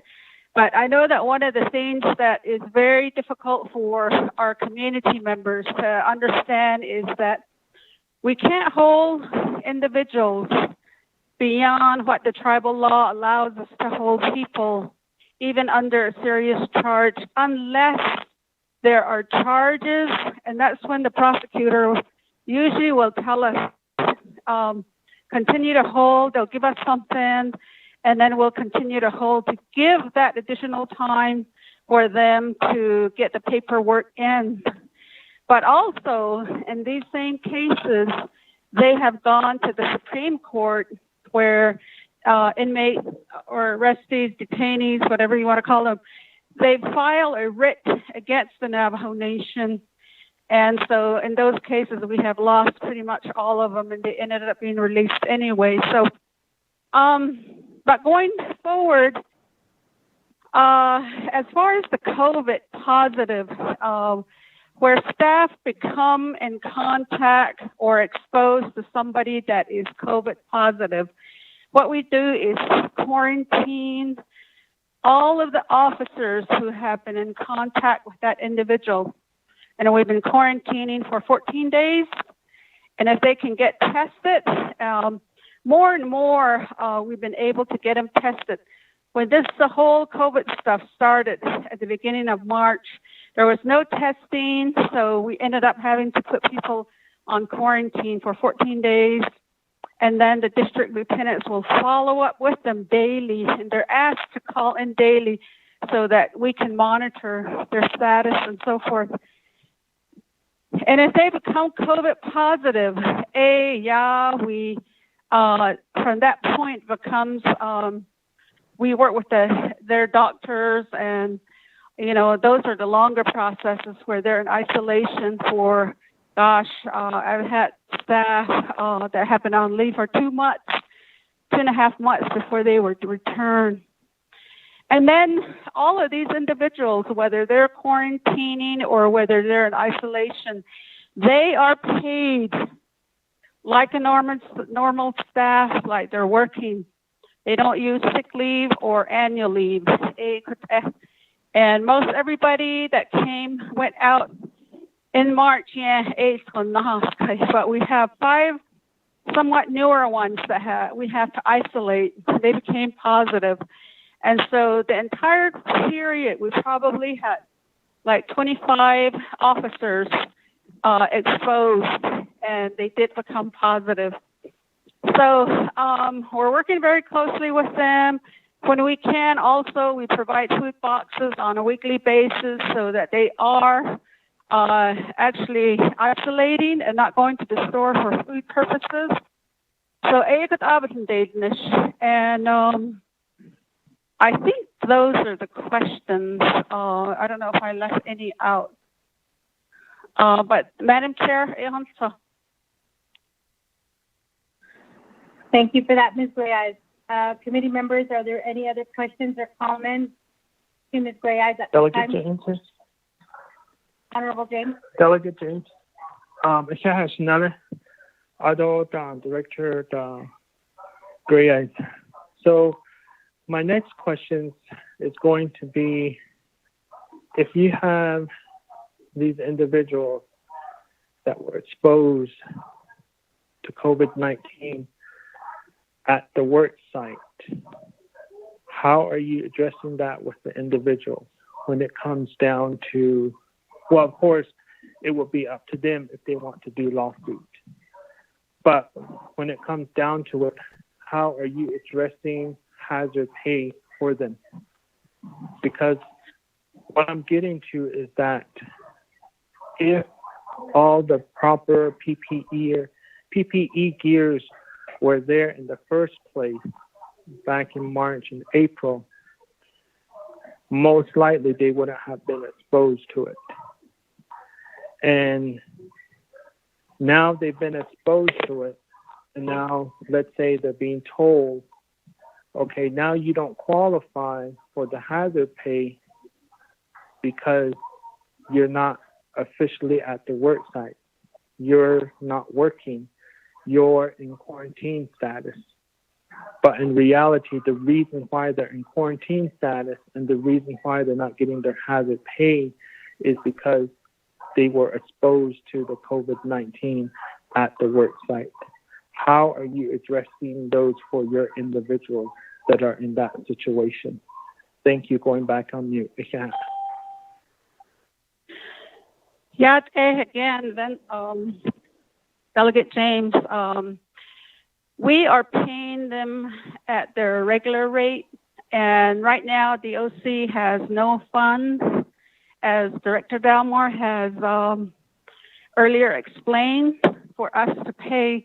And so we've been looking for money, and we've asked for part of the money that came from the BIA, and we're waiting for an account number. And so what the staff do themselves is they complete the overtime form if they were working, because one of the instructions that we received, correct me if I'm wrong, Director, but we were instructed that if they work, then they complete the overtime form. So that comes separately from their time and attendance. So, and then I guess the final decision, whether they get that or not, lies with the final official, the signature authority, which lies with Dr. Fowler and the other staff. We just pushed the paperwork forward, and that's what we want to do, but we're now waiting for an account number. So none of my staff have been paid any hazard pay, Sunanda. Thank you.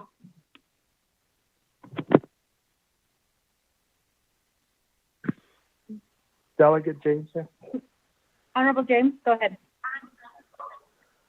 Okay, so regarding the special pay, I thought we received a report from Director Jesse Delmar of individuals within Department of Corrections that received the special pay, which is the hazard pay, that were paid out.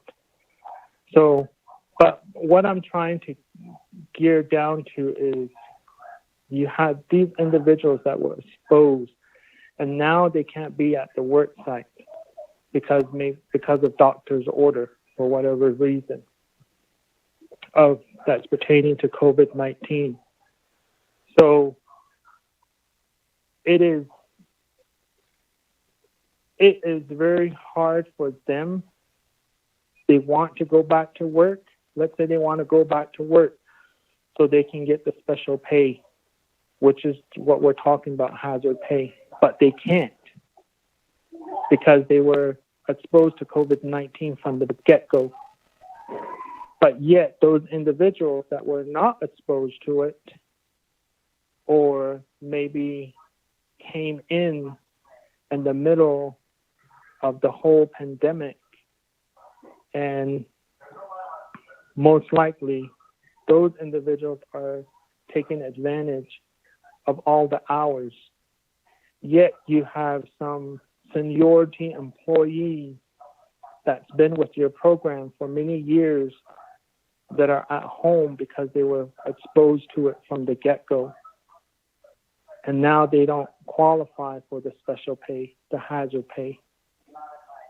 And that's what I'm trying to say is how they're not treated equally. Is it the direction that is given to you from DPM, or is it from payroll? Who is making these decisions and indicating that they do not qualify for the special pay, hazard pay? And in reality, when they were exposed to it from the get-go. Now, my next one is going to be in regards to a letter from your office, from the desk. From your desk, did you generate a letter explaining the situation of these guys that were asked to go on quarantine and they still should qualify for the hazard special pay because they were exposed of it at the work site? Did you generate a letter from your office to share with DPM?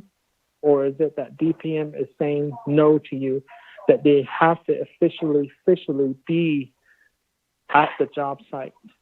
But in reality, they would have been at the work site if they just had the PPE gears from the get-go. But now they're paying the price of not having the full PPE gear in place, and now they're not treated the same of how to qualify for that hazard pay, special pay. Thank you. If you have.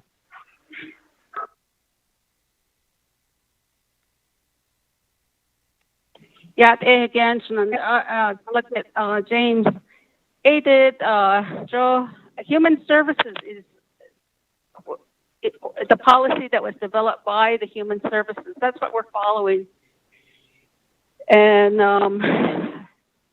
so you are correct. The ones that were on isolated or quarantine, they would just get their regular pay, because if they work, what happens is that the person that's working, in addition to getting their 80 hours reported by their supervisor, direct supervisor, who's the district lieutenant, then the officer would have to complete what we call an overtime form saying that they worked. And that's the instruction that we got from Human Services. So what I'm following and doing is, the instructions that were given to us. It's really not a decision that I can make. Delegate James.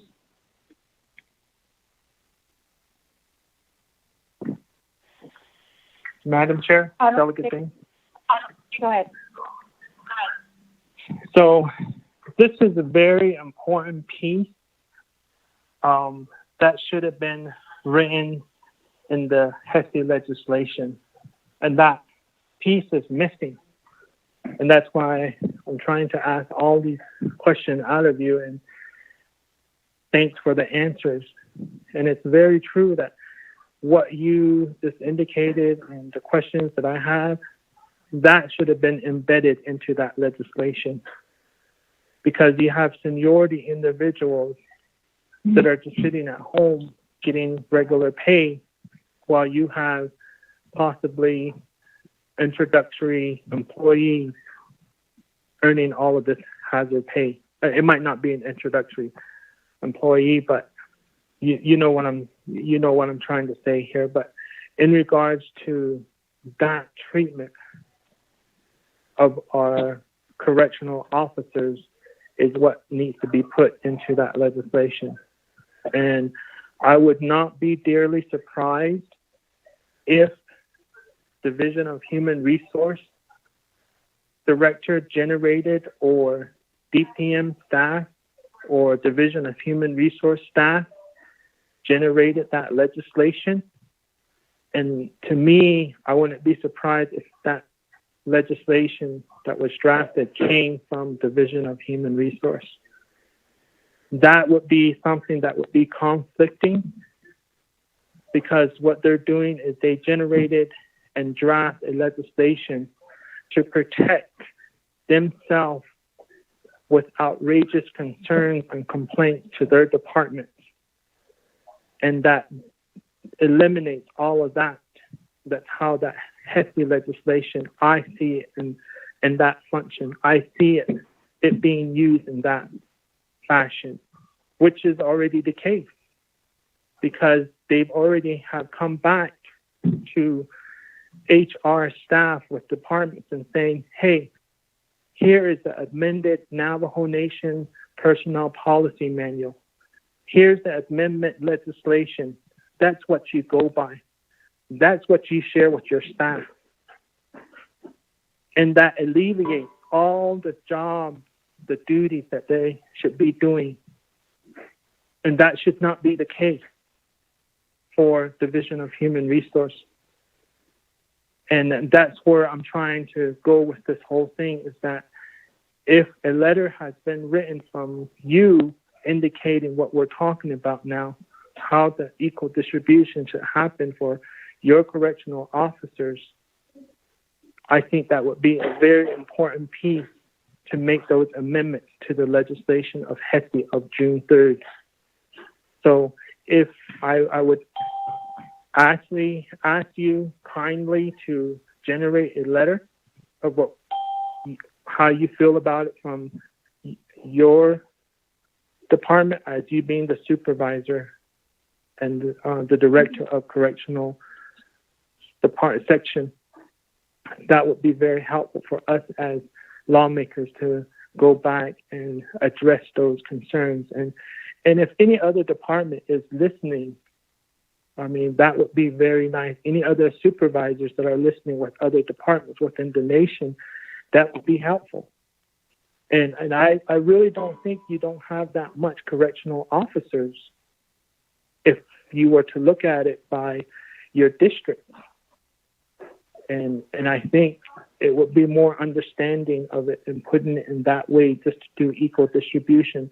No matter if they're still at home because of COVID-19, they should still qualify for the special hazard pay. They should not disqualify it when they're actually on the job site. Thank you very much. Going back on mute. Yeah, thank you.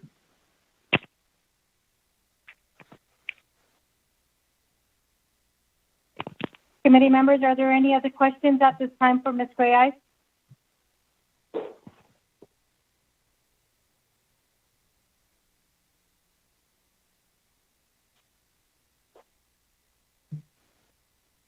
Okay, with that, committee members, it sounds like there's no other questions. Ms. Gray-Eyes, at this time, as requested, if you could just send us that information. Committee members, we do have a motion made by Honorable Vince James, second by Honorable Eugene So. Since there's no other questions, I will proceed forward to call for the vote. Honorable Vince James, how do you vote? So now can I get a response from Director Dolores Gray-Eyes regarding the letter I'm requesting for? Yes. So committee members, we'll go ahead and wait. We'll wait on that vote. Ms. Gray-Eyes, I'm going to turn the floor back over to you. Thank you again, Madam Chair, and then Delegate James. I will work with my staff and draft a letter to the committee on the issue that you have presented. So, yes, I'll work on a letter. I'll leave it at that. Honorable James, is that going to be okay? Okay. Thank you. Thank you. Thank you, Shanala. Perhaps we should put a timeline on that letter. Ms. Gray-Eyes, can you tell us when you can get us that letter? Good point. I plan to do it by the end of the week or first thing Monday. Get it to you. Ms. Spencer, can you keep on top of this? So we'll go ahead and we'll give you till Monday, Ms. Gray-Eyes, to get us that letter. Monday, just for the record, is July 6th. So if you could have it to us by 5 o'clock on July 6th, we would truly appreciate that. Are we good with that? Yes, I'll get it to you electronically. Honorable Ms. James, are we good with that? Yes, another piece just for you to think about, I'm not going to ask you to put it in your letter, but you could think about it, is retroactive pay is from your department for your correctional officers to make sure that they get retroactive pay back if all of this goes through, and most likely also indicate that in the legislation as well, that if they were exposed to COVID-19 because of no proper PPE gears, once they've been quarantined, and so forth, they should go back and retroactively pay those correctional officers or any other than Navajo Nation employee. Thank you very much. Again.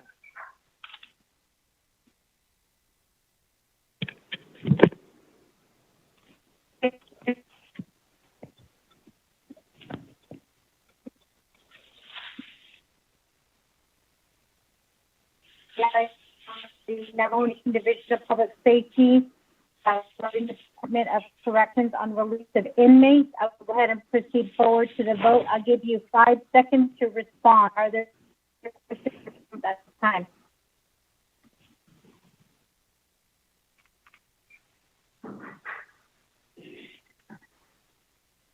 Okay, with that, committee members, we're going to proceed to the vote. Honorable Vince James, how do you vote?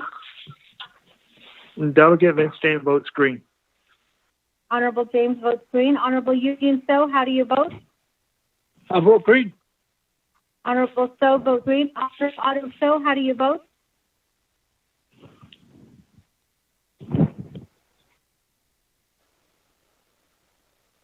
Honorable Edmund Yazi, how do you vote?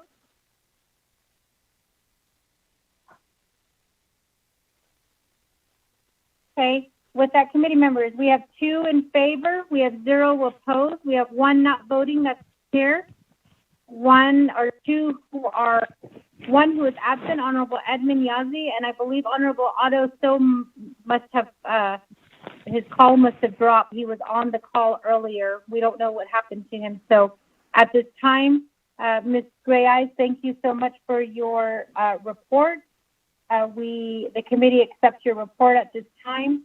And if you can get us those letters and then that your procedures, if you could send that to us before Monday, July 6th, we would appreciate it. Thank you. Madam Chair. Yes, Honorable Eugene So. Mr. Delmer, I said just now something that with my cases, I usually let my LDA write to you. And when you respond back to us. Oh, yeah. Thank you. Okay, with that, committee Thank you, members, sir. we're proceeding Madam Chair. forward. Yes, Honorable, I'm sorry, Mr. Delmar? Yes, thank you, Madam Chair. Can we discuss a different matter regarding corrections? I know that this is outside the agenda. Can we do this right quick? Mr. Delmar, per the rules of the committee rules, the only way that can be done is if one of the committee members does a motion to suspend the floor rules to include that report onto the agenda, then we would have to take a vote on that. If not, what you can do is we can schedule it for next week on Monday, and we can hear the report at that time. So those are the 2 options that we have before us. Okay, ma'am. Thank you. We can proceed with the second one. We'll make that report Monday to you, ma'am. Okay, Ms. Spencer, can you please work with Mr. Delmar and find out what he wants to report on so that we add that to the agenda for our next Law and Order Committee meeting?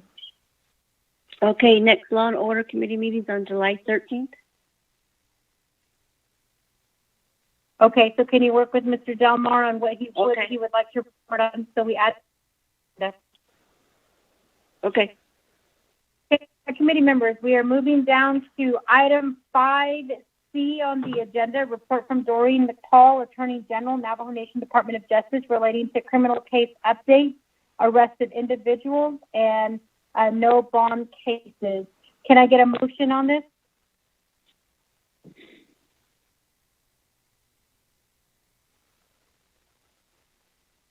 Motion. Motion made by Honorable Eugene So. Can I get a second?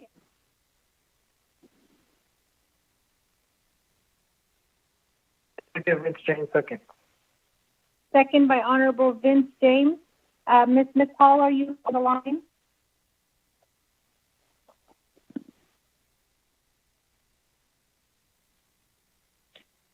I think the Attorney General had another meeting, and I know I heard Kimberly Butcher on earlier. This is Jennifer Henry, and I was asked to provide a report, so I'm happy to proceed in their absence.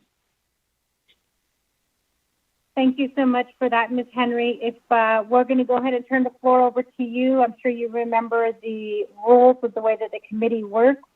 So do you have any questions before we proceed forward with your report? I don't. Okay, great. The floor is yours.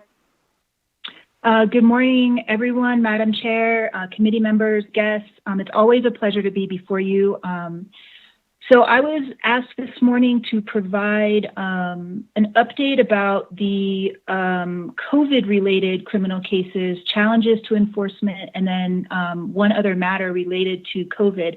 So to the extent that it does not meet the questions on the agenda, which was criminal case update, arrest of individuals, and no bond cases, I'm totally happy to stand for questions about those.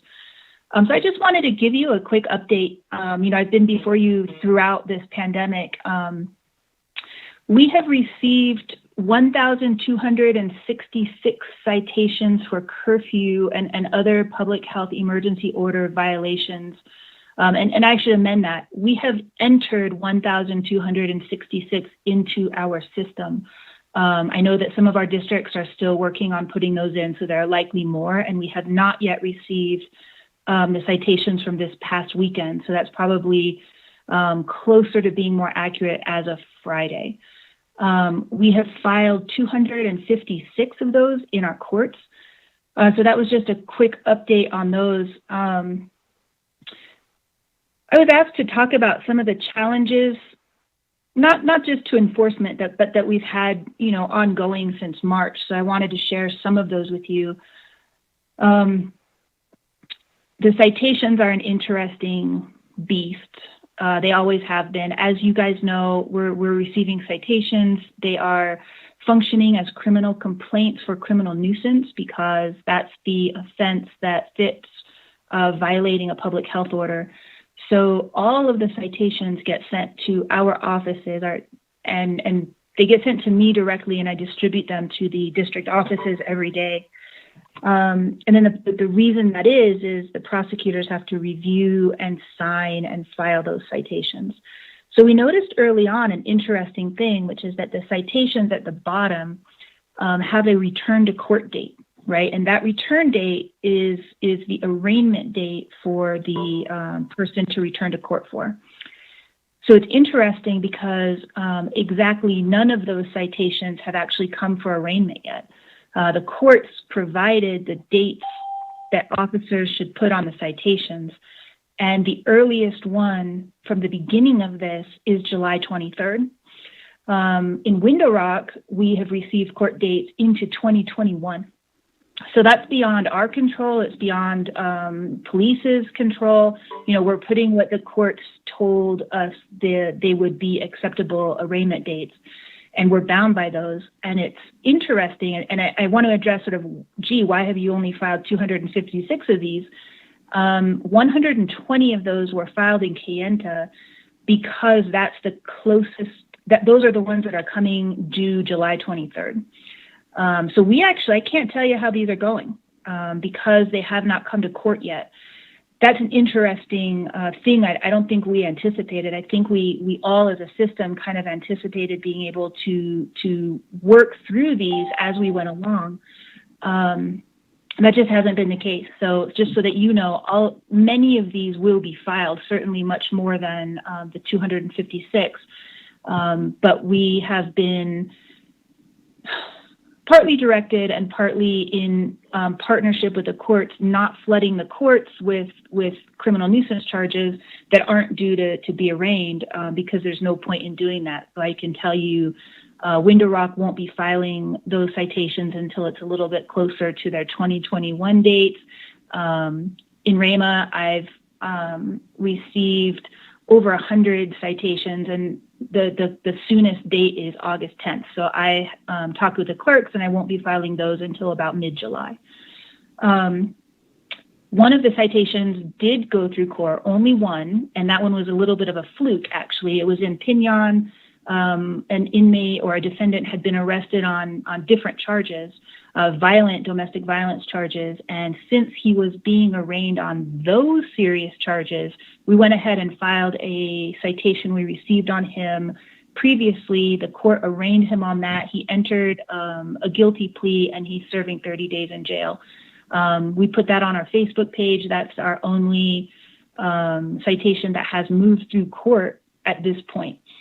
So that kind of dovetails with some of the challenges we're seeing in court. And that is, I have to say that for the most part, court is going pretty well. You know, everybody is settling into video and telephonic hearings. We are having all the same hearings with the court that we've always had, with the exception of really restricting the numbers of new cases we're filing to being only those that are serious violent offenders who are being held in jail. So court's going well.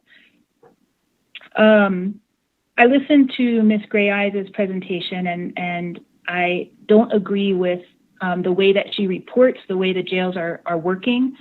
And frankly, that's okay. This is a battle that's just been going on for years. The Department of Corrections does not have a cash bail system in place, despite the courts having a uniform bail schedule, the statute providing for it. It's actually just never been implemented. That's just not a battle I feel like fighting today, nor really is it one that can be fought today. The jails are releasing people. We have a lack of secured alternate care sites.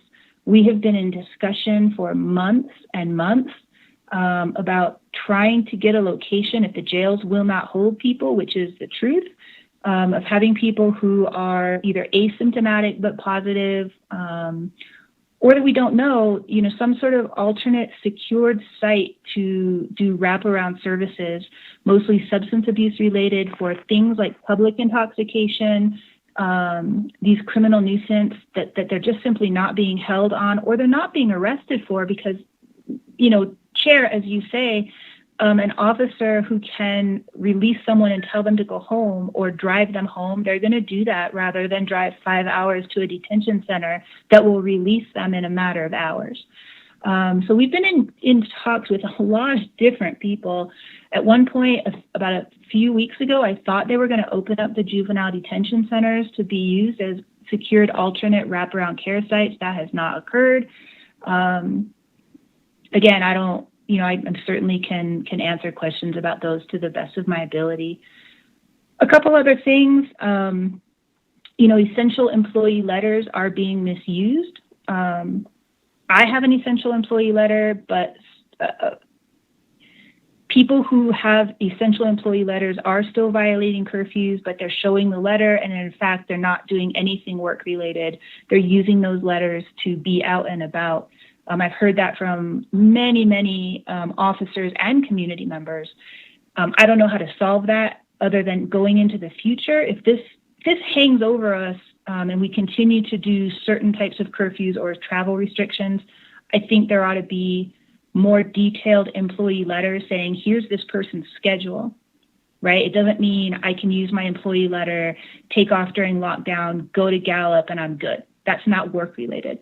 So we're seeing a lot of abused employee letters. We're also seeing employers that are not the Navajo Nation who are forcing people to work and who refuse to issue a letter. And I get tons of calls, and I tell those employees when they've been cited, which is a totally appropriate citation, they are violating curfew. I tell them, hey, you know, here's your court date, call the prosecutor. I provide a phone number and I say, you know, we do not want to punish you for being in your car going to work, right? That's not appropriate. So we're working through a lot of issues with these curfew violations, not all of which should be punishable. Let's see. Sort of dovetailing off of that, we have been, so I have a phone that I answer 24/7. Well, I have 3 phones that I answer 24/7, but one of them is dedicated to any questions anybody has about citations or prosecutors' work or anything. And it's been really interesting, the kinds of things people ask. It is mostly curfew related. Testing sites who are conducting permitted and legitimate testing over weekends during lockdown have called me and asked, you know, should we shut down? What should we do? We don't want to have people being cited for violating curfew. And I've worked with the AG on several of these. What we have been telling people is we want people who want to get tested to go get tested, and that we don't find that that's a violation of the curfew or the lockdown if that's actually what they're doing. And that leads to, I suspect, some misuse. But on the other hand, that's leading to people going and doing essential services for themselves, such as getting tested if they're symptomatic. So there's a big gray area here. And it's kind of like lessons learned to me and to prosecutors as we move forward.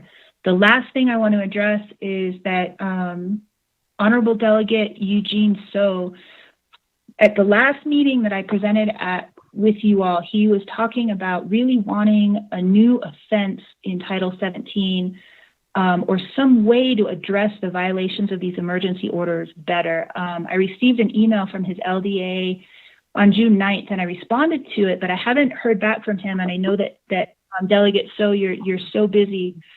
So I have drafted a proposed offense based on how I heard him speak, based on what I was understanding, and within the somewhat crazy limits of the law. So I'm hopeful that if you're still interested in doing that that's something you and I can talk about.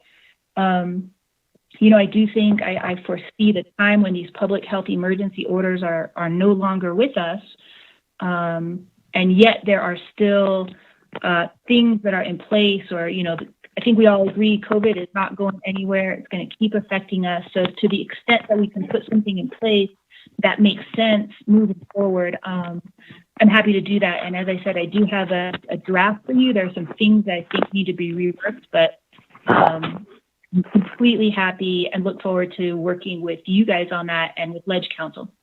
And that's all I really have, but I stand for questions. Thank you, Ms. Henry, for your presentation. Committee members, are there any questions for Ms. Henry at this time?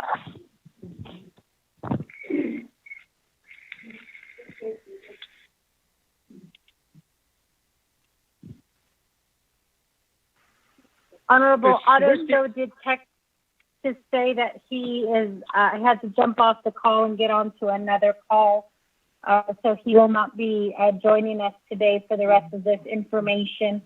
Honorable Vince James, are you on the line? Delegate James on the line. Delegate James, do you mind if I hand the chair over to you? I have a few questions.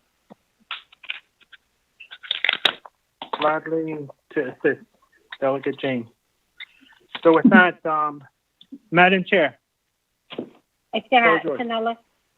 Thank you, Otto. Thank you, Ms. Henry, for that presentation. First, I'm going to say that the 1,266 curfew cases that have been reported, and I believe you said that there are 200 that have been filed in court, and that your prosecutors are still working to get the rest filed with the court, and with the delay in the cases being heard. My question is, with the delay in cases, was there a reason provided as to why the court is pushing all of these cases back to possibly 2021? That's my first question. My second question is, do you have any numbers on how many cases have been filed with the court where individuals have been arrested but just released?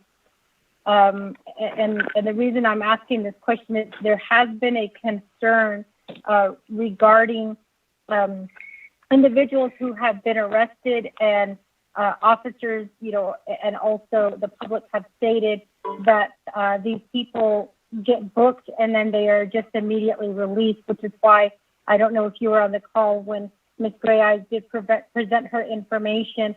I asked, what is the procedure? How do you determine who is to be released? Do you take people for their words and just release them if they say that they tested positive or that they are asymptomatic, and just release them. The concern is that a lot of people are just being released.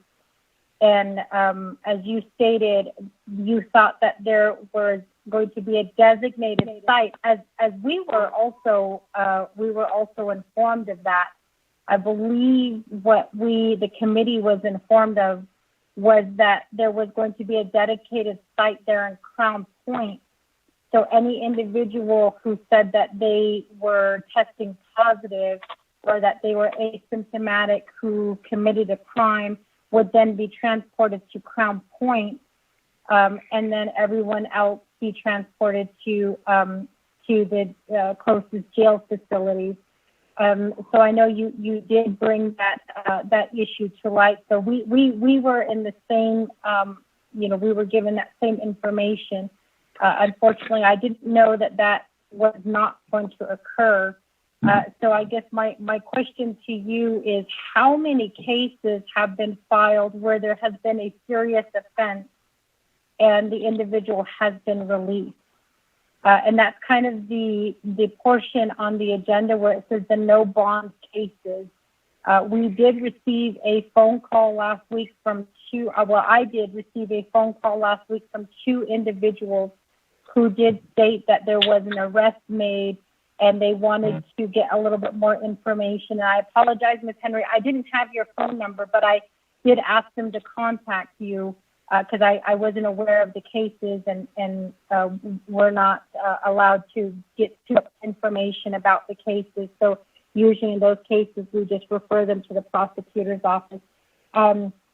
But I did, Ms. McCall provided your cell phone number and I forwarded that number to them. So I'm sorry for doing that, but that was the only thing that I could think of at the time to get their questions answered.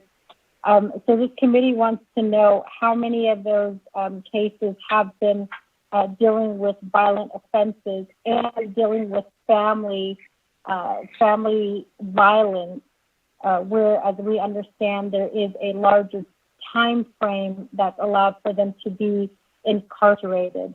But with this COVID, we understand on the one hand that we do have to keep everyone safe. On the other hand, I was told, we were informed, actually the committee was informed of the site there in Crown Point that was supposed to house those individuals so that they could be held. And again, these are the families who are wishing for these individuals to be held for longer periods of time. And that was the purpose of getting this report today. So if you could answer that second question. My third question is the abuse of employee letters. Can you go into a little bit more detail as to how we know about these employees who are abusing their essential personnel letters? I don't know, but at the very beginning, I did hear from some Navajo Nation employees who did say that if they were caught violating curfew, or if they were, out and about when there was a lockdown, that they could potentially lose their job as a result of that. I don't know if that is true. We never asked those. I did ask the question one time to DPM, but I don't believe they ever answered that question. So what I want to know is, how do you know these employees are abusing their essential personnel letters? And then 2, are these employees being reported to DPM, or are you just handling the case as if they were a curfew violation? So with that, Shanella, I'm going to go ahead and go back on mute, but I'll wait to ask for the chair back since I would like a response. Thank you. Thank you, Delegate Charles Newton. So let me address those in order as best I can. Were we given the reasons for the delays in arraignment dates? We weren't. I can tell you what I think, and I could be totally wrong, but I think I'm right. Every year, each district distributes memos to PD, to the Department of Corrections, and to prosecutors with arraignment dates. So they're preset. And the reason for that is so that everybody knows when someone is released from the Department of Corrections, they sign an agreement for release on personal recognizance, and they have a date that they promise to come back to court for. Every time someone receives a traffic citation, for speeding, some minimal thing, the ticket gives a date. So rather than those dates be random and chosen by all of us individually, the court issues those memos every year saying, here are the dates. So we all follow those. And I know that when COVID started, I don't know whether the courts issued new memos. I certainly did not get one in Rama, my district. But I just contacted the court, and we kind of moved some of the dates a little bit. Like, that's why we're getting August dates. I don't know how Window Rock decided to have summer of 2021 dates. That's pretty astounding. That's a very long time. It could be, the judicial branch administrative orders of closure and limited services provide a list of what cases they have deemed to be, they didn't use the word essential. I can't think of, maybe they did, but a list of cases. And I suspect that when you have just a few people working at the court and the court's closed to the public, you're trying to limit the number of people who return. We've got hundreds of people who return on these dates on a good day. So I'm going to guess that it was an attempt to not clog the system with what would be considered a quote unquote petty offense. And criminal nuisance is certainly a petty offense in a normal time. So I don't know. I honestly think that would be something for the judicial branch, but that's where we as prosecutors and PD find ourselves with these return dates. The second question, numbers of curfew violations that are being released after arrest. I believe the answer to that is hardly any. I don't think the arrested people who are being released, they're not on curfew violations. Those are mostly being done on a personal recognizance basis because at the beginning, people were simply being released. I know that my concerns and Chief Francisco's concerns have been about people who are arrested, say, for public intoxication or disorderly conduct, fighting. When they're taken to the jail, PD doesn't know.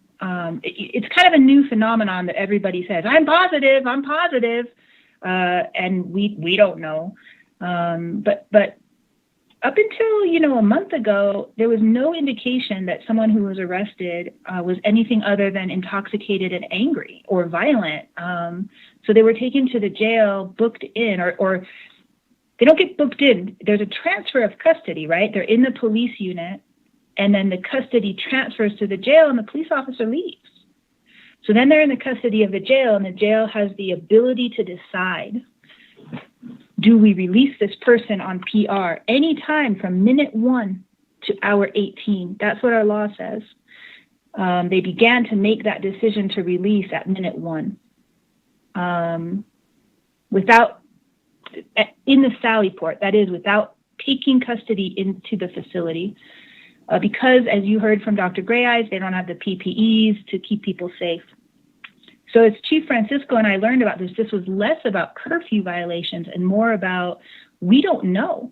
People who have substance abuse problems and habits, they're released and they're wandering around the communities, and that was creating the community spread or exacerbating the community spread. For serious violent offenders, they get booked in and they're subject to that same release. They're just not held because there's no bail system in place at the jail. So I too, Chair, get all the calls from family members. I did get the one that you referred to me. Thank you. And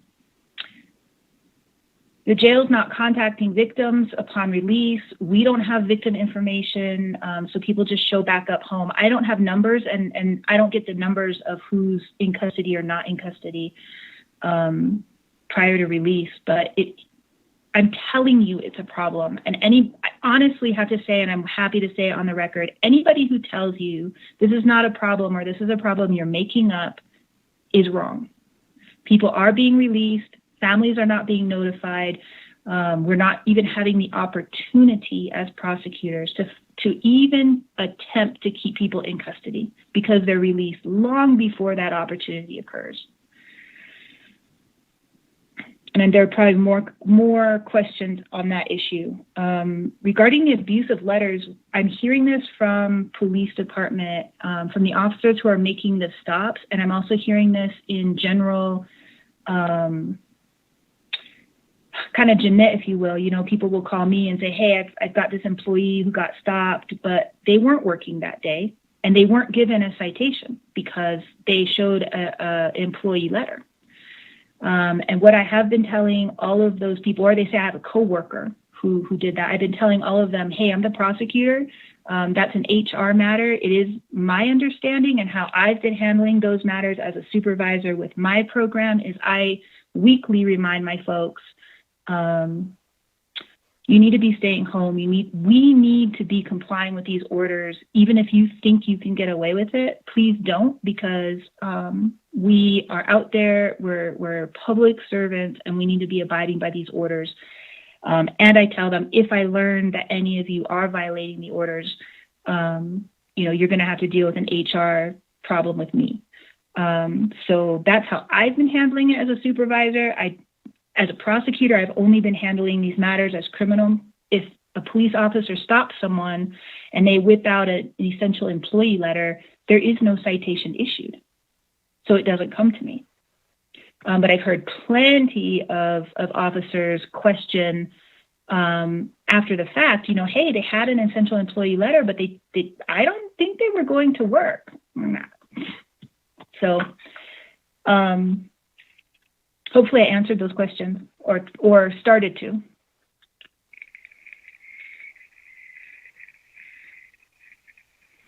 Thank you for your honesty in answering those questions, Ms. Henry. I guess I'm sorry, I didn't even get recognized. Honorable James, can I speak? Yeah, it's another, go ahead, it's another, Madam Chair. Okay, Chanela. Thank you, Ms. Henry, for your honesty in answering those questions.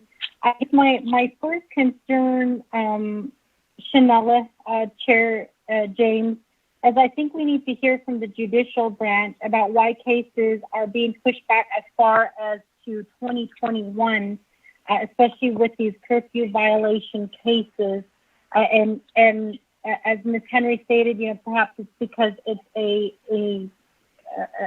not a major case. I believe she said kind of a misdemeanor case, and maybe I misheard that wrong.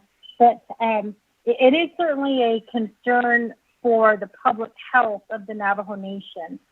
And so I guess we need to hear from the judicial branch on that one. One. Two is addressing the bail system. As I understand, Ms. Henry, there is currently a bail schedule that has not been rescinded, that is still in place. And as you stated, the bail schedule is not being abided by the Department of Corrections, and that people are being released and the family is not being notified. What I want to know, Honorable James, is do we still have Mr. Delmar on the line? And if so, perhaps he can answer these questions for us. If I think we need to bring Department of Corrections back on the line so that we can answer this question regarding the bail schedule and why people are being released and why family are not being notified. That's my second request, Honorable James. And then the last, Ms. Henry, the abuse of letters from Navajo Nation employees.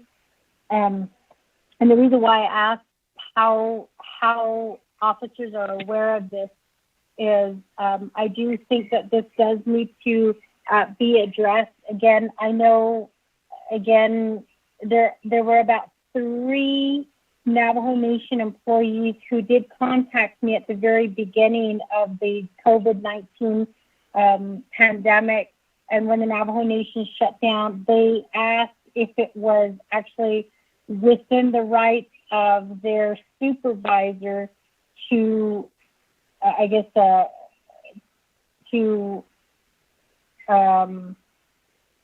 don't want to say take their jobs, but they basically threatened employees that any misuse of the essential personnel letters would result in a write-up or dismissal in some cases. And again, we did bring this concern up to DPM, but I do not believe, and I could be wrong, I don't believe they ever answered a question on that aside from each supervisor within their department can handle matters as they see fit. I believe that was the response that was given to council when Department of DPM did come before us and we did ask these questions. I'd like a little bit more information on that abuse of letters from Navajo Nation employees. I believe that has been a concern, especially last week with the recent traveling of the vice president to Phoenix, and you know his reason for being there in Phoenix, and whether that was something that qualified as an abuse of a Navajo Nation employee and the essential personnel status. So I think that that's something that we do need to take into consideration. So with that, Shanella, those are some recommendations I have at this time, and I'll go ahead and turn the floor back over to you if you have. Shanella. Director Jesse Delmore, are you on the line?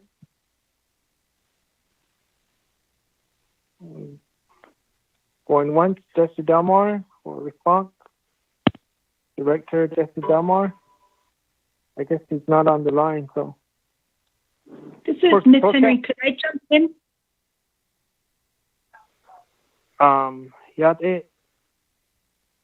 Is this Honorable Eugene So? Yeah, I believe Delmore excused himself because he had other things. Okay. All right. I'm sorry, I didn't catch the other person. Oh, this was Jennifer Henry. I was raising my virtual hand to respond to Chair's recommendations a little bit. Okay.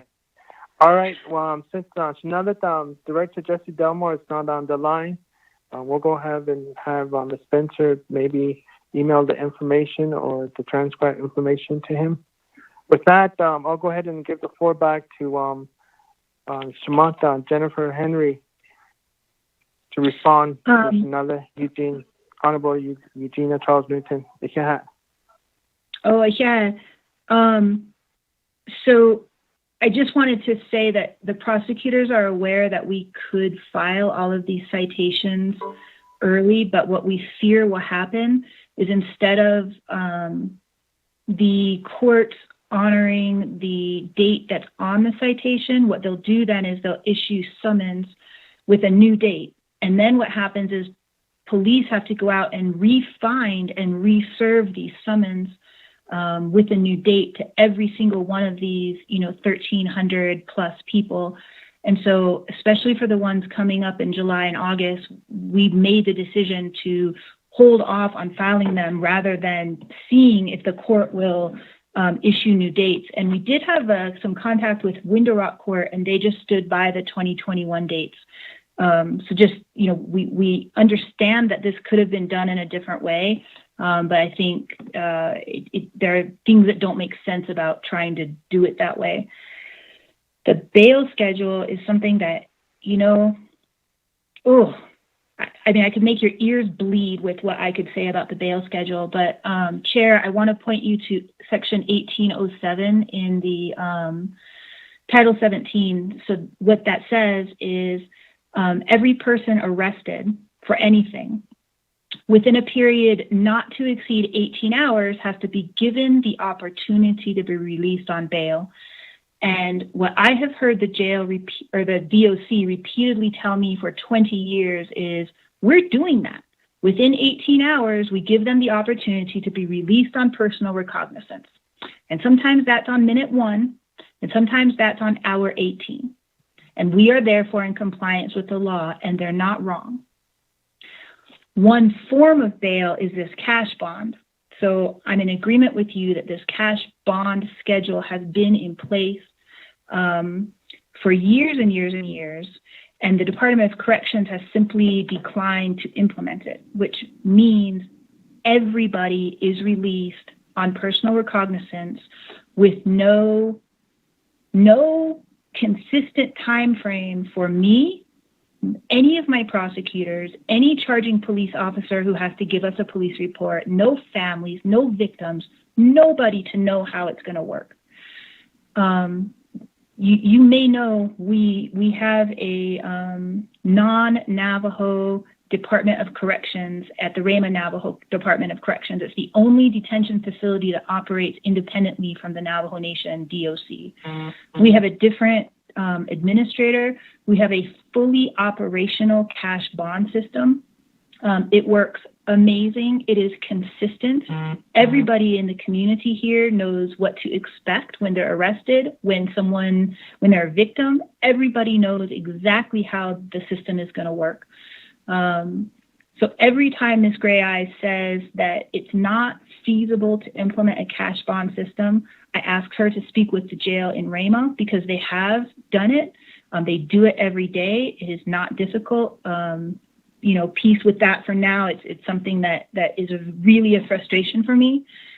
2 quick things about the letters, Chair. So I would recommend that as we move into the future, if there are additional travel restrictions, which I hope there are, no matter what they are, that employee letters should have a schedule in them. Every employee is subject to a work schedule. Unless they're not, like me. Take my letter, just says, Jen's an essential employee and she can travel to and from work. So I've traveled to and from work at 2:00 in the morning. But what I've asked of the officers is, if you're going to pull me over, first of all, if you see my car, don't just wave at me, pull me over during curfew. Ask me, what are you doing out and about? And hold me accountable. And I think that's appropriate. If I have a set schedule, that set schedule should be in my letter. If my schedule changes, my supervisor should shoot me an email, and I can print out the email, and then I can show it that I'm working during that time. I feel like there's a lack of accountability, not just now. I feel like there's a broad lack of accountability in our government with our employees, with so many people. I also feel like there is now, and frankly always has been, a large gap in our competence of our supervisors across all departments and programs. The silver lining maybe is that every single citation is subject to prosecutorial review. So as I receive calls, I took one when I was calling into, I may or may not have talked on the phone when I was driving to work this morning. And it was someone from my community in Rama who said, hey, I just got a citation, but I really was traveling for work, but I didn't have the letter on me. And I said, hey, you know what? Here's your return date. I had him read it to me. It's September 11th. I said, between now and September 11th, will you take a picture of your letter, and then let's talk on the phone? Because if you can verify with me that you're on your way to work, you just didn't have the letter, I'm not going to file the citation. So the good thing is every single one of these is subject to second set of eyes, but it's a lot of work. So I guess that's all I have on my little rant about accountability.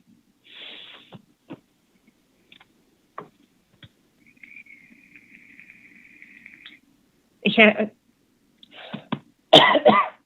thank you. Any other questions? Committee members? If there's no other questions, committee members? This is Delegate Charles Newton. Shanella, Honorable Eugenia Charles Newton. Shanella, since you are chairing this meeting, what I would like to ask or request is that we schedule a separate Law and Order Committee meeting to discuss this bail schedule and see if we can start working towards updating that. That may, and maybe I'm wrong, but that may be able to assist with keeping individuals who need to be kept in jail, to give prosecutors time to determine whether that case is a case that requires them to file the appropriate documents to either keep them in jail or to release them. But it does allow the prosecutors and police officers time to work together. And I know that this bail schedule has been an issue of contention for some time. So perhaps we can schedule a different Law and Order Committee meeting to discuss this bail schedule and have everybody at the table so that we can move forward and try to keep the nation safe, especially during this pandemic. So I would like to make that recommendation, and since you are chairing the committee at this time, the recommendation would have to be accepted by you, or perhaps we can start working on a work session, or again, schedule a separate date so that we can have a more in-depth conversation on this issue. Yeah, Shanelle, so your request is more of a work session or more in a meeting?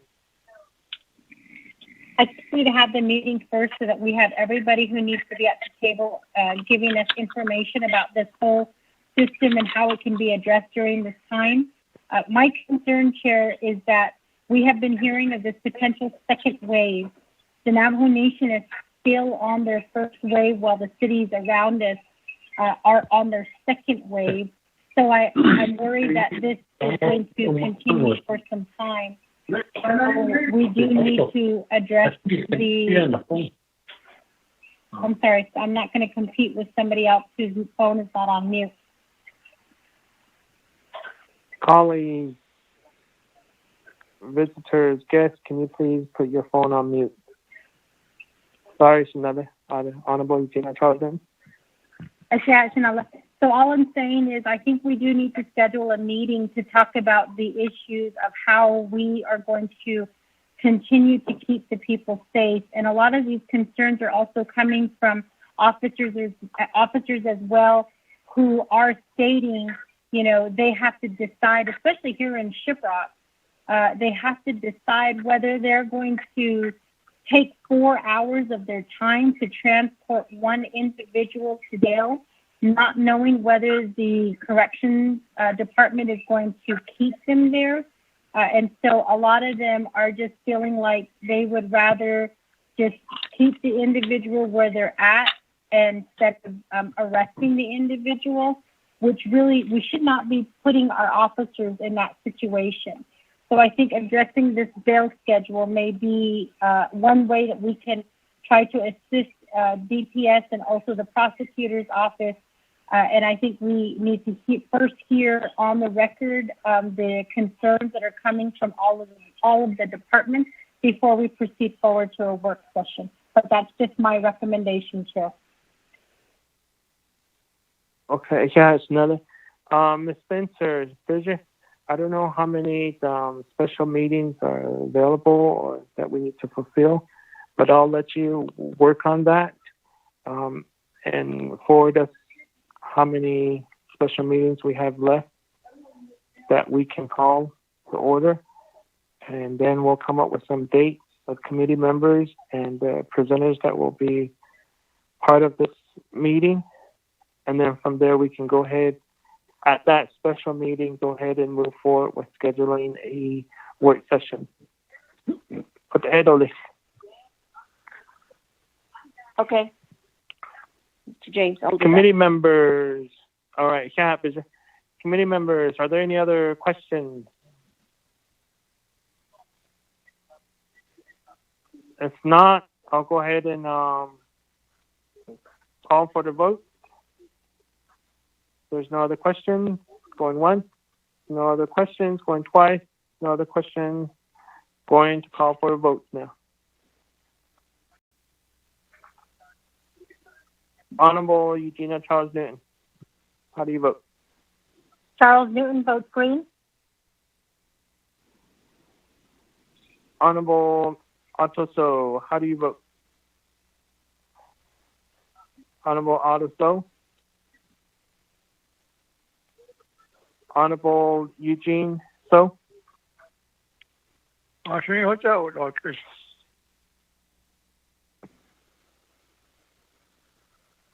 Edmund Yazzie. Honorable Edmund Yazzie. With that, we have 2 in favor, 0 opposed, 2 not voting, and chair not voting. Motion carried. With that, I'll go give the chair seat back to Shanella Honorable Eugenia Charles Newton. Okay, for calling for the vote on that. And Ms. Henry, thank you for your report, and we look forward to working with the prosecutor's office in the future. Thank you. You guys have a safe day. Madam Chair. Yes, Honorable Eugene So. To what she suggested regards to that legislation according only for this curfew, I would still like to work with her on that one. Thank you. I'm always here, Delegate. So so reach out, call, text me, email me. Thank you. So with that, committee members, we will now proceed forward to item 5D on the agenda, update report from Larry Chi, the Fire Chief of the Navajo Nation Fire Department regarding overtime special duty pay and the tax money usage on purchasing of equipment. Mr. Chi, are you currently on the line? Yes, ma'am, Madam Chair. Great. Mr. Chi, thank you for being here. Committee members, can I get a motion? Motion, Delegate James. Oh, motion. Motion made by Honorable Vince James. Can I get a second? Honorable Eugene So. Thank you so much for your second. Mr. Chi, just as a reminder, you do have 15 minutes. You have the floor to present information. You can call upon agents who can assist you with your presentation. Upon completion of your presentation, if you just let the committee know that you are done, we'll go ahead and turn the floor over to the committee members who may have questions. Do you have any questions before we proceed with your presentation?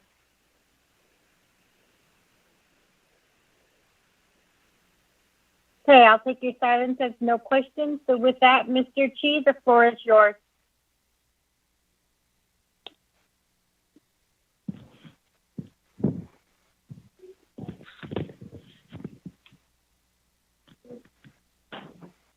Mr. Chi, are you there?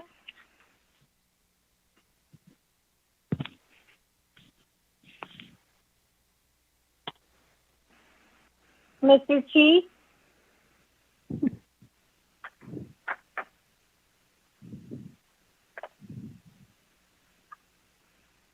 I think we lost Mr. Chi there. Mr. Chi, is that you? Yeah, got disconnected. Connected now. Okay. Mr. Chi, we just come in and hear your report. You have 15 minutes to present your report. You can call upon your agents to help you assist with answering questions or to help you with your report. So do you have any questions at this time regarding the procedure that with the committee questions? No, if not, we'll go ahead and, okay, perfect. Then we'll go ahead and hand the floor over to you. You have 15 minutes. Thank you. Thank you. Though, good afternoon, Madam Chair and committee members, audience out there that are listening in. I appreciate the time to present to Law and Order Committee of the Navajo Nation Council. First of all, wanting a report regarding overtime. Our department has paid out overtime since the beginning of the fiscal year. The normal overtime, as per policy, we paid out over $31,000 since the fiscal year started.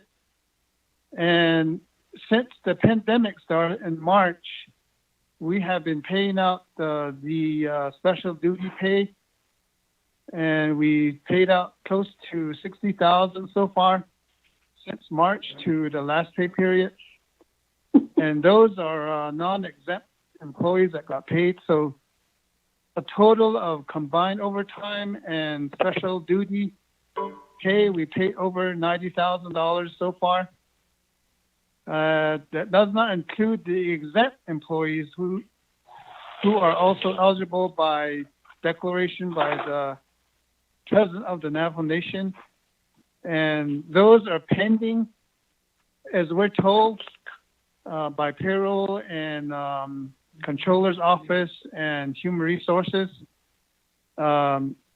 concurring with them by phone and email that exempt employees' special pay is still pending. We hear that it's pending due to revising the procedures or that were developed. So we're waiting on that. And since the pandemic starting March, the exempt would have been paid out close to $80,000, which hasn't been paid out yet. So a total of over $170,000 will be paid if the exempt employee gets paid out.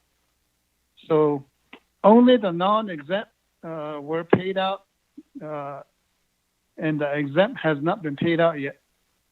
That's on the overtime regarding the report, and also including the special duty pay status for our department. As far as equipment funds, the committee refers it to tax money, but actually in a sense, it's still general funds. It's just a different name that the funding source gave us. It's still general funding. We just changed the name on it, so for you to be aware of. But as far as that money usage or money spent on equipment, we have to consider the operating costs and then also capital purchases and other equipment like life-saving equipment, extrication tools, SCBAs, and so on. So realizing that I've mentioned in several of our reports that the fire department of the Navajo Nation is so far behind in equipment, training, and personnel. It's just now that we're catching up from 1980, and including our facilities are so outdated that we have to catch up updating life safety codes. And those are some of the small projects that we're doing within the program. But essentially, we have to have personnel and equipment to operate. So some of the operational costs went to sanitizers, PPE, uniforms that are needed during the current pandemic that's going on with COVID-19. So we have to protect our personnel and purchase those types of equipment. And then also capital purchases. We need aware that we needed more fire trucks, more units, and so there's some expenditure on that. And of course, the firefighters' equipment, as far as PPE, firefighting gear, what we call SCBAs, the breathing apparatuses, extrication tools, saw tools that we need to upgrade. So those are some of the expenditures. Currently, our budget this year looks like we're at about 70% usage so far. Most of our funds are in the personnel line item as far as overtime for, as I mentioned, overtime pay and special duty pay. So, and including fringe benefits and insurance. That would be my report regarding overtime, special duty pay, and equipment purchases for the program. Madam Chair? Thank you for that report, Mr. Chief. Committee members, are there any questions at this time regarding the information that has been provided to us by the Fire Chief of the Navajo Nation Fire Department regarding overtime special duty pay and the tax money usage on purchasing of new equipment?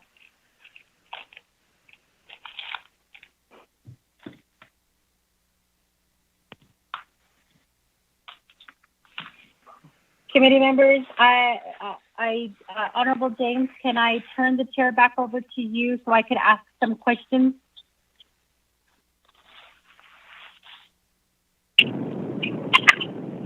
Now that Honorable Regina Charles, with that, I'll go ahead and call on you for questions.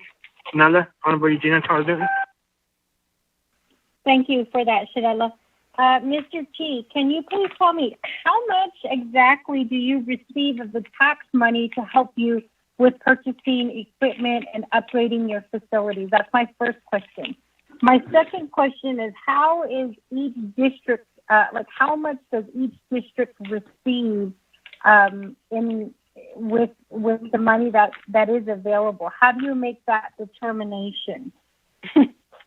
And three is, with your equipment, I know the last time we did receive an update, it was around budget season. We received an update that you did make some purchases of fire, I believe it was fire trucks that you purchased. Can you give us a status update on where those purchases are at and how much money is available at this time? Thank you.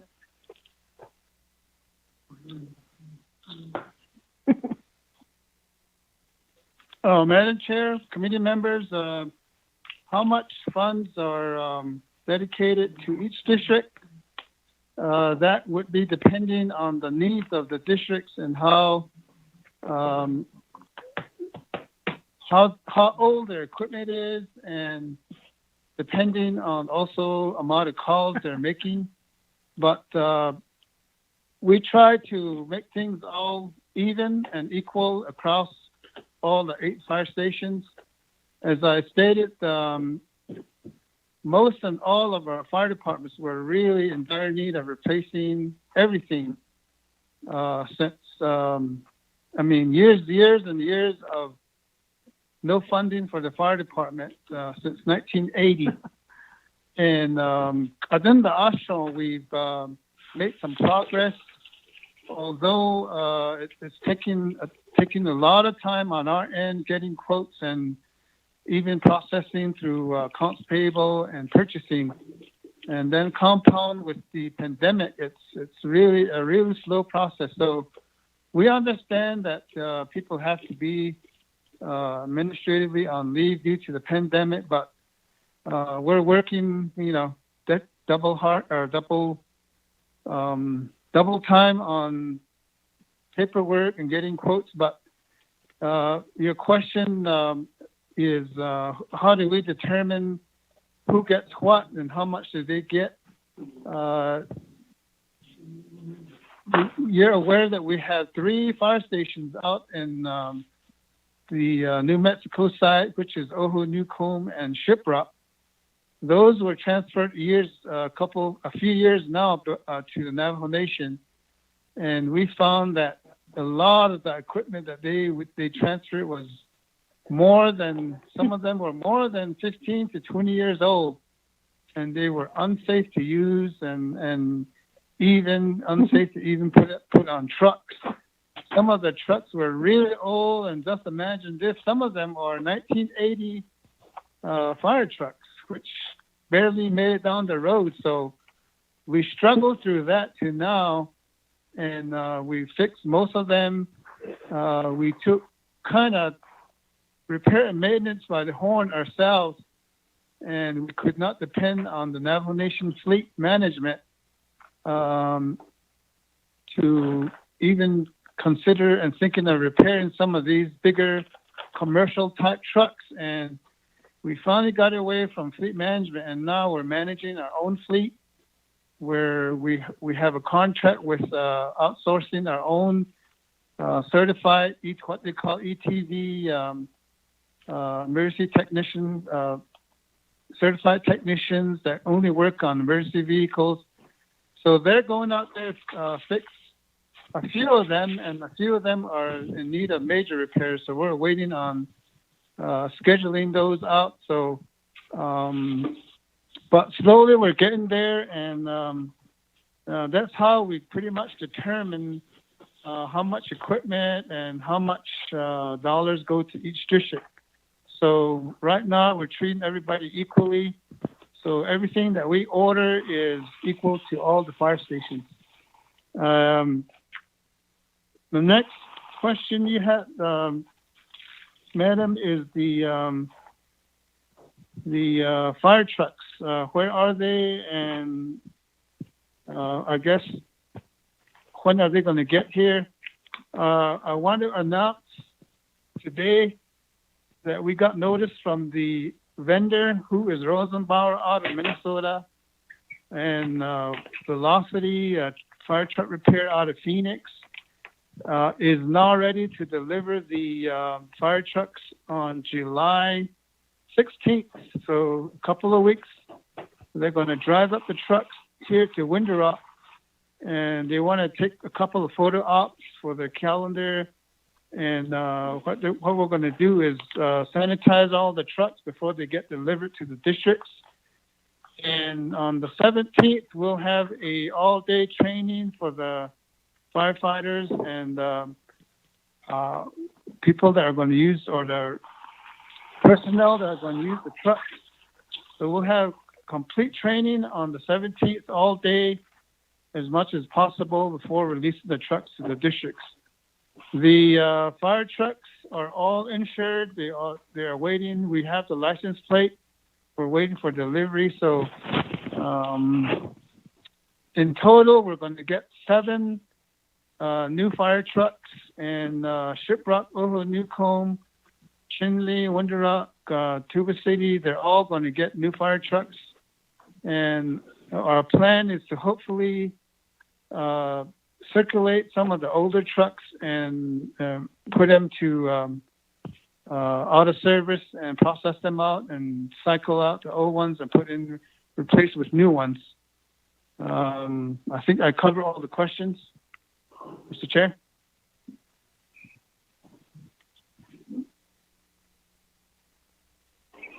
Yeah, thank you, Tom, for responding in regards to questions from Madam Chair. Do I have any other committee members that have any questions? If there's no other questions, Janella, going once? I do have a few more questions.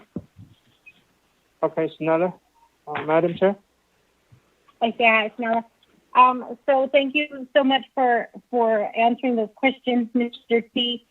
So with your 7 trucks, your 7 new fire trucks, I'd like to know, is Shiprock going to be receiving a new fire truck? I asked this question because I just recently had a visit with the fire department here in Shiprock, and they did inform me of some of the equipment that does need attention. And I did ask, when was the information provided to your office about the equipment that needs to be fixed? And I believe the answer was a few months ago. There was no specific date provided aside from the statement that it was a few months ago. And they were very open in answering the questions that I had about the fire department here in Shiprock. So what I would like to know is specifically, what kind of equipment will Shiprock be receiving, and about how much money is Shiprock receiving as far as the tax money that's available that you are receiving currently to try to address the equipment and also the facilities as well. If you could provide me that information, I'm being very specific.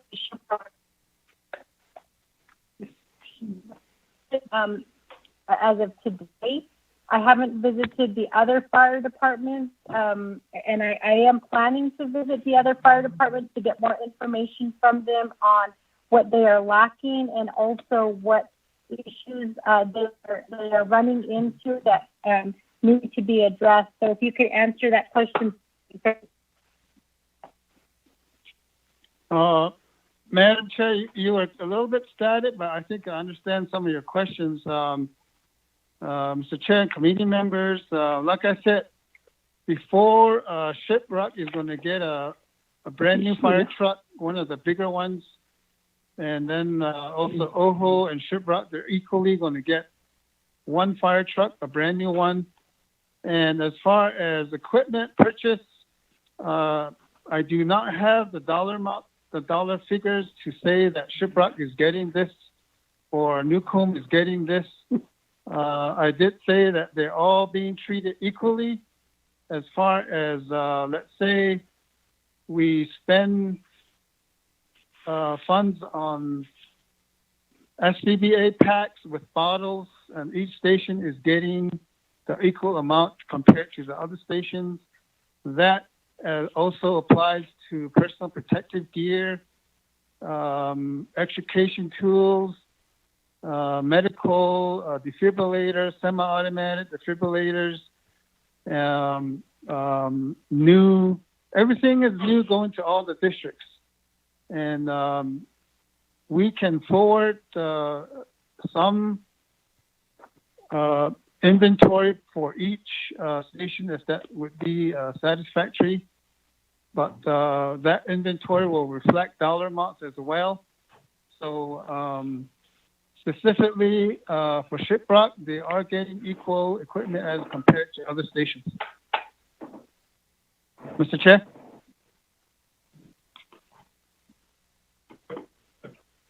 Thank you for the response. Are there any other questions? Committee members, are there any questions? If there's no other questions, going once, going twice, no other questions, we'll go ahead and call for the vote. Thank you for your report. With that, I'll go ahead and move forward. Yeah, can you tell me that there's no storage ready?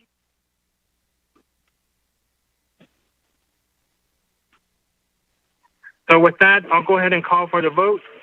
Honorable Eugenia Charles Newton. Charles Newton votes green. Honorable Otto So.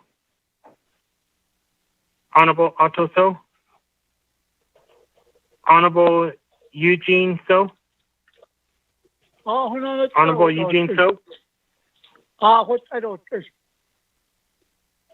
Okay, Honorable Eugene So votes green.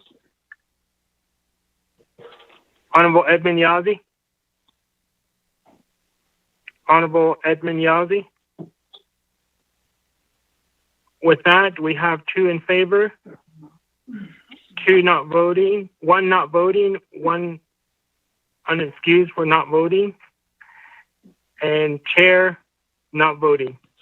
Motion carries.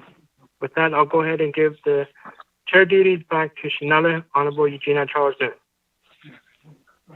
Okay, hi, Shanella. I appreciate you taking the chair over for us.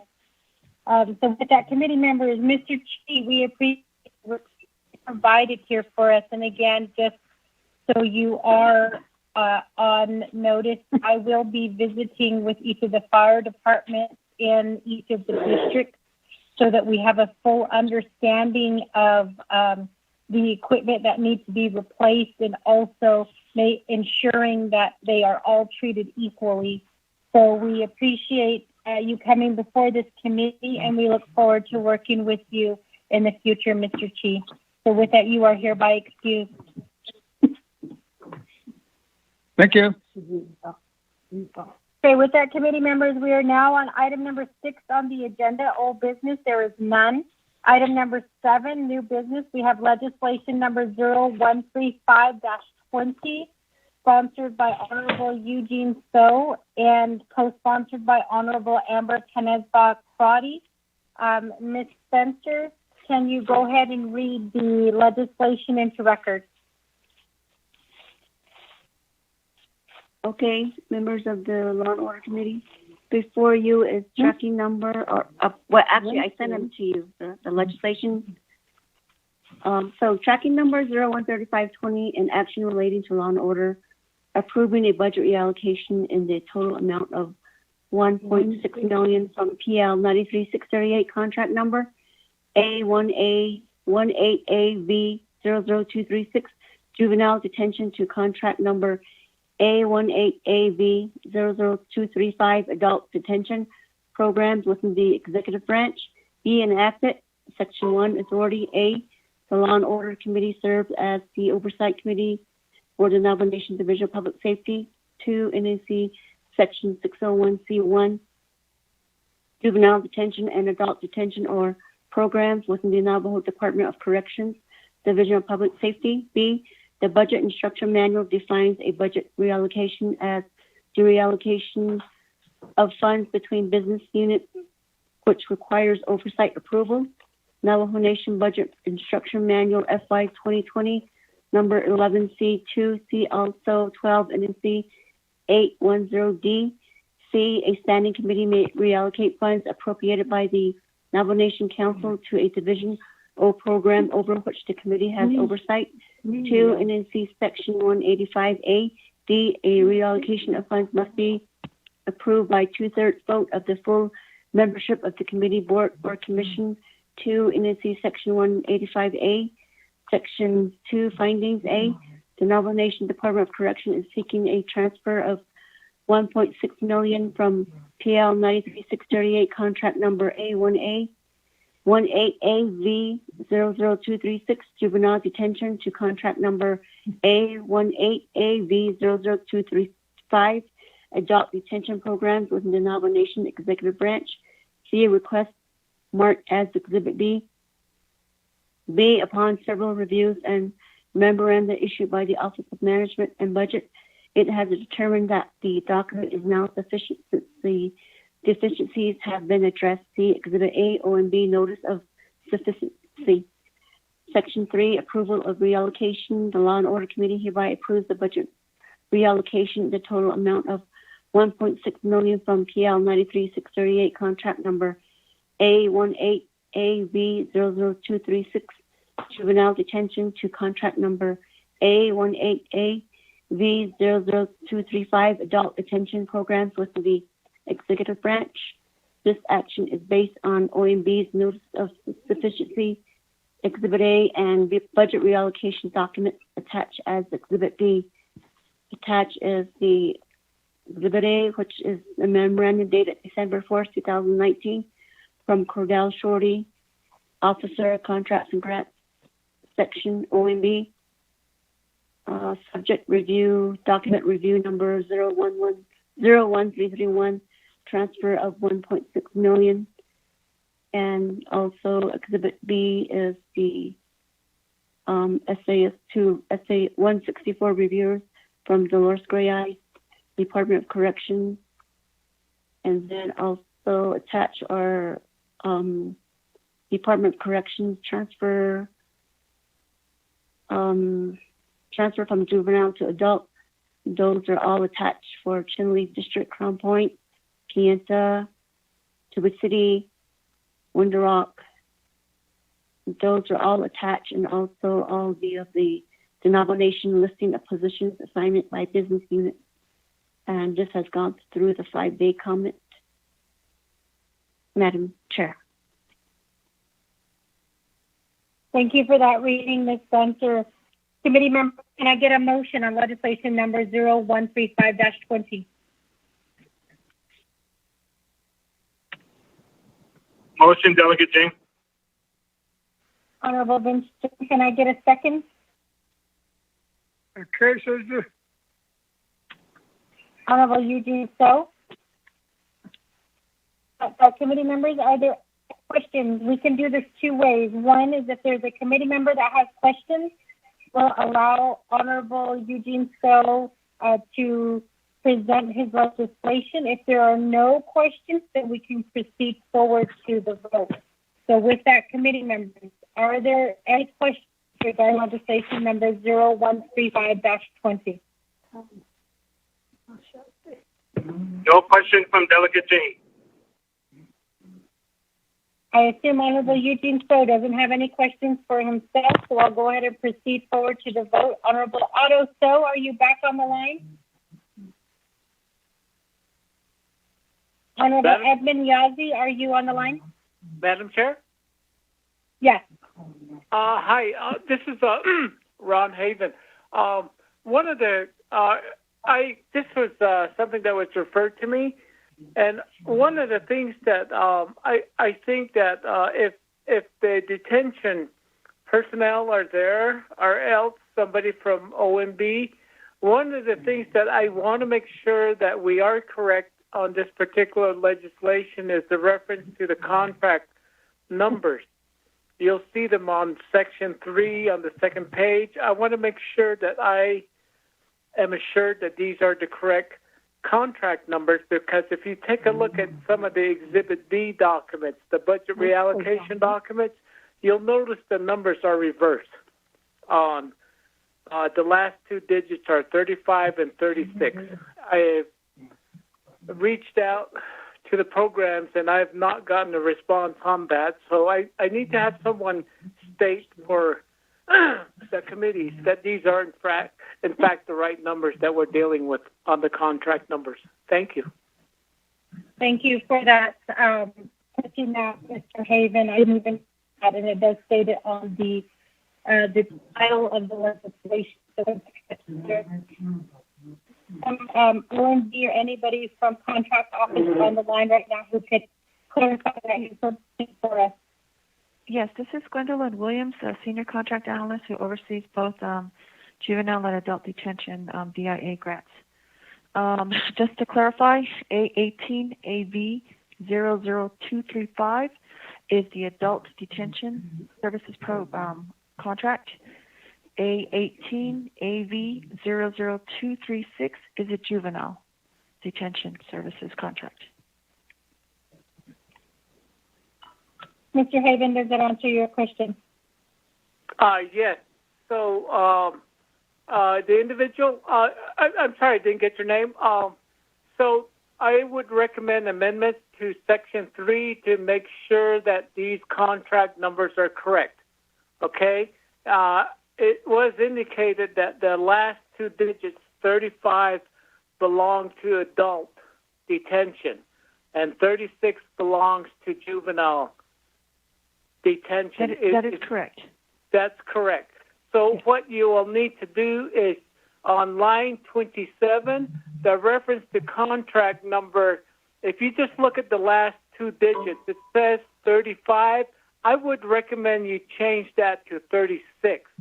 Okay? On line 28, the reference to 36 should be changed to 35. And this is directly based on the budget documents.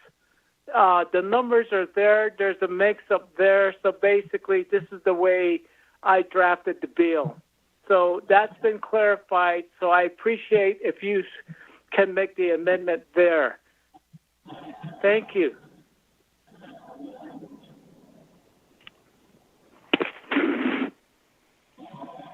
So, committee members, it sounds like Mr. Haven does require an amendment to be made at this time. I believe the sponsor can't make the amendment. I could be incorrect in that. So it sounds like Honorable Vince James, if you could make a motion to amend Section 3, line 27 with the correct information. That way it will proceed on to budget and finance. Actually, no, it doesn't go to budget and finance. We have final authority in this case. Is that correct, Mr. Haven? I've drafted this to go to NABI because there's a federal contract involved. And the other thing, Madam Chair, if you could give me just one more opportunity here, the same thing under the findings with the contract numbers. We would do the same there if the motioning party can allow us to ensure the typographical errors there are correct. That we can certainly do that before and put it as part of your committee report. So the same with line 18 there. You'll notice the reference to 35 as to juvenile detention.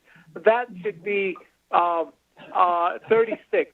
And then the very next line, number 19. 36 should be 39. That's the only two areas that I currently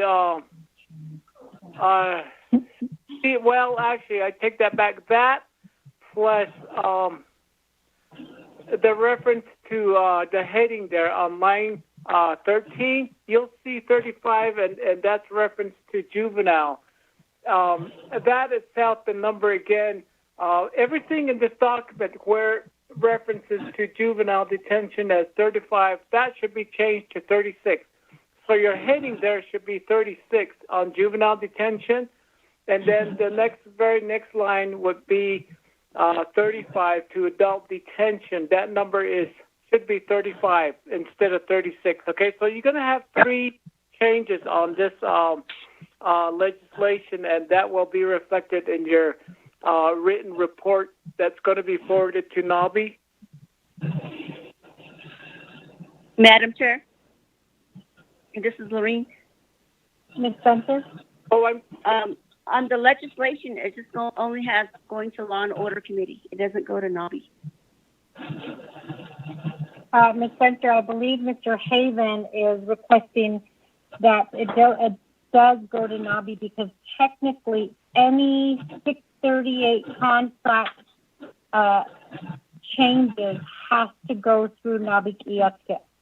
So even if Law and Order Committee is the committee that does receive this request, it does need to be voted on at NABI. And I believe Mr. Haven, does the 638 amendment to the contract also go to full council as well, or does it just go to NABI-Qiatqit? No, it's going to stand at your standing committee. And also, Lorraine, I am working from home, and everything that I do is sent through my office. And Lorraine has just explained that this is written to Law and Order. Am I correct, Lorraine? Yes. Okay. It only has Law and Order. It doesn't okay, have Madam Chair, I then if it's really corrected to, and Dana, I'm assuming has redrafted this to state Law and Order. So I would just simply recommend that we go with what you have before you. And Law and Order in this case would be sufficient because I believe that Dana may have redrafted this as I forwarded it over to Legislative Counsel's office. So I do apologize on my part. The only thing I'm concerned about is just the contract numbers. Okay? So if it stops at Law and Order, I do concur. I think the contract numbers are already changed too. Yeah, it's changed. Yeah, okay. Well, if that's the case, I don't have a particular problem with this. If the changes have been incorporated as it has, apparently that those changes have been made, and I do appreciate your time on this, and I do apologize. What I have, like I said, is at least my computer from here, and it goes to Legislative Counsel's office, and basically from there on, I do believe changes obviously have been made. So I don't have a particular question on that. So thank you, Madam Chair. So no amendment, right? No amendment. Madam Chair, Ms. Spencer, can we get Dana on the line because I am 99.9% sure, and I'm looking through my rules right now, that any modifications to 638 contracts must go before NABI-Qiatqit. If we can get Dana on the line to clarify that, I believe that this committee was informed of that back by Mr.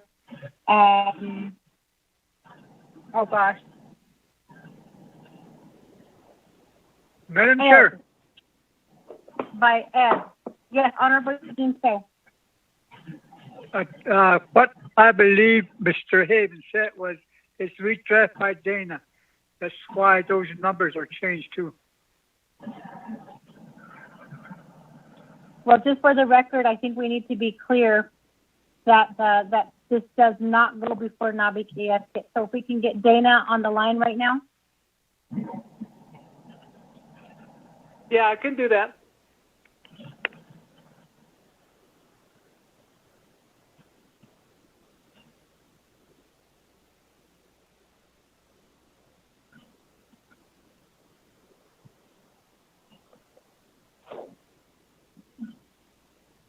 Committee members, should we go into a brief recess or should we just go ahead and wait on the line while we get Dana?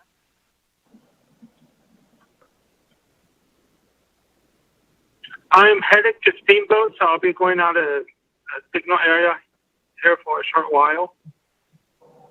And then I'll call back in when I get to Steamboat chapter. About how long is that going to be, Honorable James? And the reason why I'm asking is because once you go offline, then quorum has been broken. I would say about 15 minutes. I just now left off Burnside. Okay, so let's go ahead and let's take a 20-minute recess at this time so we can get clarification before we proceed forward. It is now 1:36. We will be returning at 1:56. So with that, can I get a motion to take a brief recess? Here you go. Motion made by Honorable Eugene Suk. Can I get a second? Second, Delegate James. Second with Delegate James. Let me call for a quick vote on this. Honorable Vince James, how do you vote? Delegate James votes green. Green. Honorable Eugene So, how do you vote? Green. Green. Honorable Otto So, how do you vote? Honorable Edmund Yazzie, how do you vote? Okay, Law and Order Committee is at recess right now. We will return at 1:56 p.m. Thank you.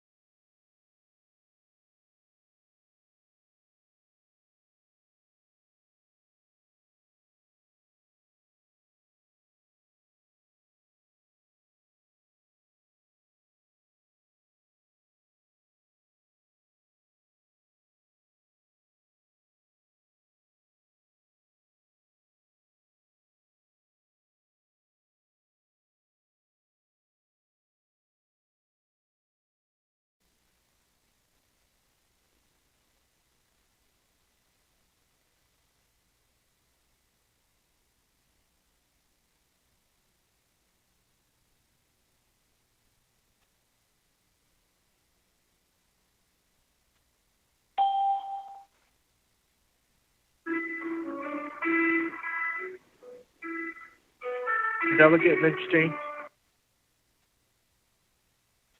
All right, committee members, we do have a quorum at this time. We did recess, and I apologize, Lorraine, before going into recess, I forgot to I forgot to mention what the vote was. It was 2 in favor, 0 opposed, 1 not voting, that's the chair, and 1 Honorable Otto So, who's excused, and 1 who is absent, Honorable Edmund Yazzie.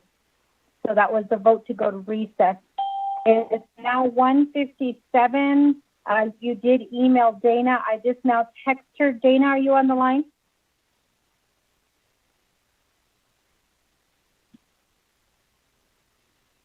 What about Ron?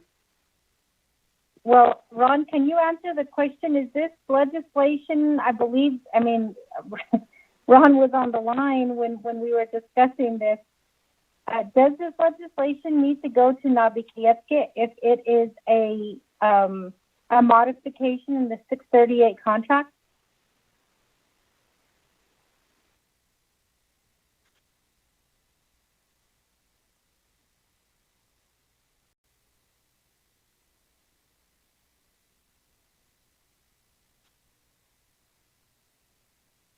Ron, are you there?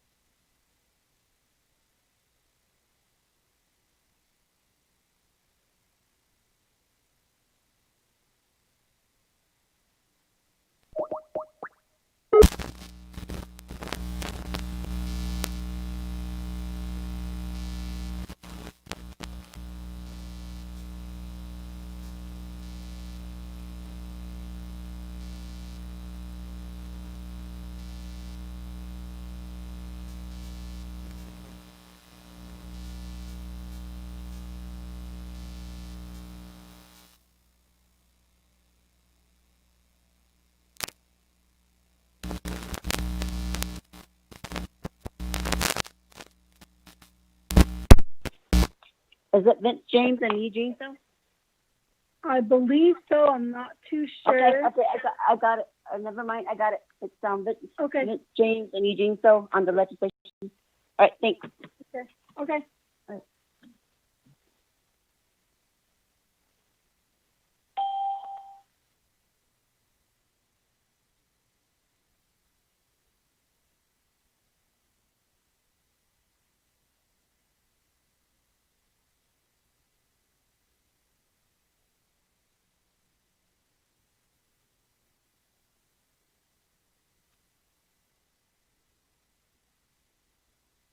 Juanita Begay.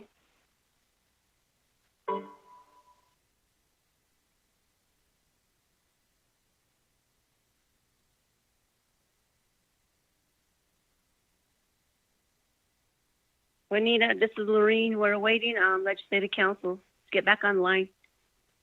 So just bear with us.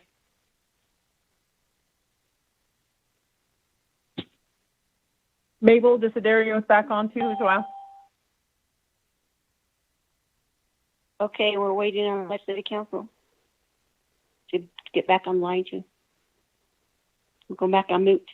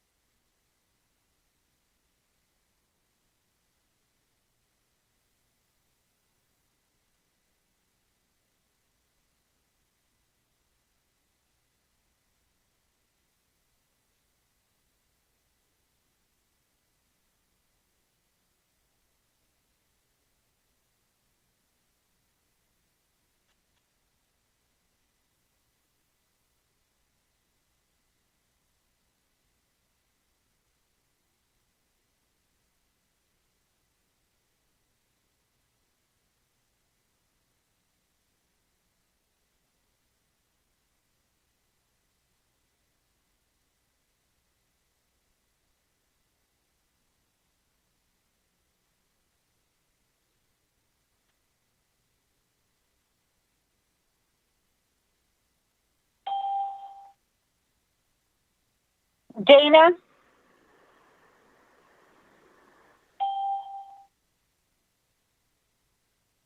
Hello? Delegate Charles Newton. And this is Dana. Hi, Hello. Dana. Thank you for calling in. I just got off the phone with speaker. He's going to get Kristen Lowell on the line. Dana, there is my concern regarding legislation number 0135-20. So we, as the title provides, it is an action that's relating to Law and Order Committee. The concern is it does mention the reallocation of the 638 contract money of $1.6 million going from juvenile detention to adult detention.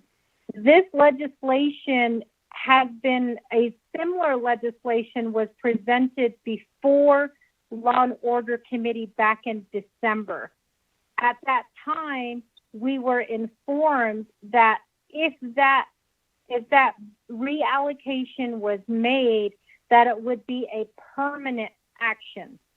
And so what my concern is one, if we reallocate the 1.6 million from a 638 contract from juvenile detention to adult detention, is that a 638 modification? And then two, if it is a 638 modification, then doesn't that go to Nabik-Ieskit, which would mean Law and Order does not have final authority or final say-so on this legislation. I know that you're kind of getting caught up to speed with what has been going on, but detention has been asking for this 1.6 million, and as we were told by BIA, OJS, Mr. Addington, I believe he did state that it can be done, but it would be permanent. So that's the concern that we have, is that if it is done and it is permanent, then I don't know if Law and Order Committee has final say-so on a 638 modification. Okay. I'm surprised about the permanent side of it, but man, am I getting a whole lot of texts about this. And of course, I'm on the road. I don't have access to the documents, but a 638, there's two 638 contracts, correct? One for juvenile, one for adult? I believe that yes, I believe so. According to this legislation, yes. Okay. So to make that modification, it does need to go to the Budget and Finance Committee. And why I'm saying Budget and Finance Committee and not NABI is because Budget and Finance Committee has authority over 638 contracts. I don't know why it is that way. I'm back. Budget and Finance Committee is where it would need to go. So what you can do is you could amend the legislation to send it to Budget and Finance Committee, or we could withdraw the legislation and do a new one. And I am so sorry. I don't know what happened with this legislation in our office. Are you still there? Yes, I'm still here. Thank you for that clarification, Dana. You're fine. Ed had advised this the last time. And Honorable Otto, so was that you who said you're back on? It's me, Eugene. Okay, Honorable Eugene. So the last time we were advised by Ed, he did state that any 638 modifications had to go through Nabik-Ieskit. And I believe he wrote a memo to that effect. But don't hold me to that, because I honestly I can't remember. But I do remember him saying that it had to go to Nabik-Ieskit, And I believe Honorable Otto So has also made that statement as well. So I just want to make sure that we are in order with this legislation before we call for the vote on it. So that's why we were trying to get a hold of you, because right now I think and I believe that this is a 638 modification. Yeah, if it's a 638 modification, if you look at Budget and Finance Committee's plan of operation, Budget and Finance Committee has authority over the 638 contract. I do not know why Ed would be sending it to Nobby, but if you're telling me there's a memo, I need to go look at that, and I can't do that for an hour or so. I apologize. Okay. No, you're fine. Lorraine, perhaps you can help us and checking to see if we have that memo. This was sent to us, back it was before budget session, because this 1.6 million has been a question of, I guess it has been an issue for quite some time now. And I believe, and Honorable Vince James, perhaps you can assist me here, but I believe we were informed as a committee that this could only be done, I believe it said it could be done one time, but it may also result in a modification that would stand, which means that 1.6 million would automatically go towards adult detention. And I believe we did ask detention, like there was some question of whether some of that money could go towards the juvenile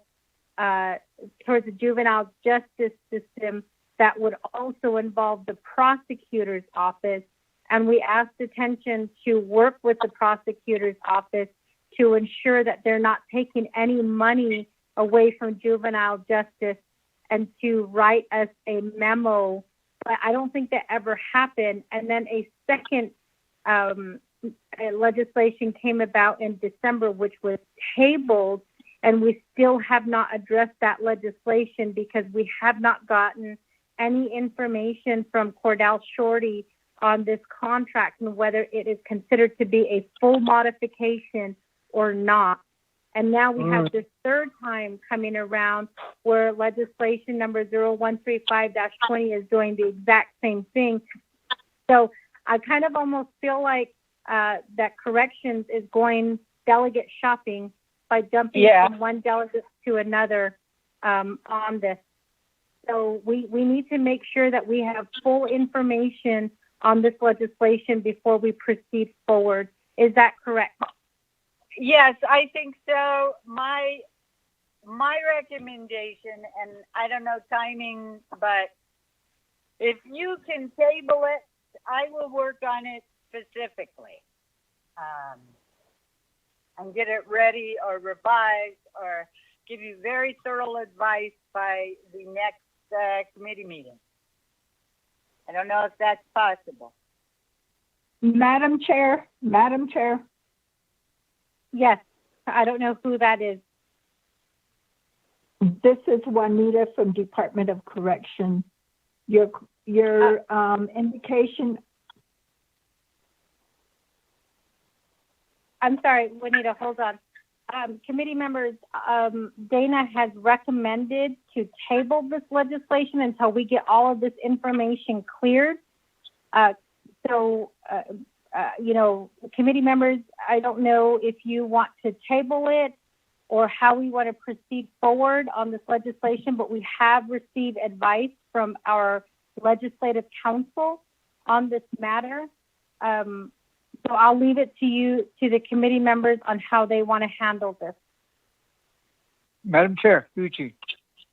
Honorable Eugene, so go ahead. Okay, the question, the 1.6 million 638 contract modification, if law and order has the final authority, that was the question on the 638 contract. If it is, we modify according to the legislation, since the question with the number is corrected by Dana, only question now is the law and order will the law and order be in the breach of contract of this modification? That was my question.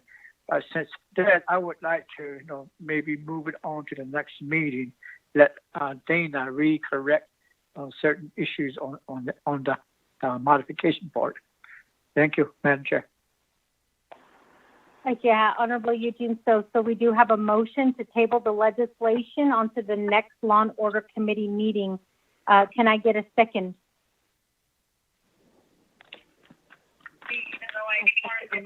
Delegate James, second. Okay, Honorable Vince James. So we have a motion to table the legislation number 0135-20 to the July 13th meeting. That's the next Law and Order Committee meeting. This motion has been seconded by Honorable Vince James. If there are no other questions or comments from the committee members, we'll go ahead and proceed forward to the vote. I'll give you guys 5 seconds before I call for the vote. Personnel that are on to not necessarily No comments from me. I'm ready to vote green. This is Delegate James. Okay, Honorable Vince James, and this is the motion to table. We have a green from Honorable Vince James. Honorable Eugene So, how do you vote? Green. Honorable Otto So, how do you vote?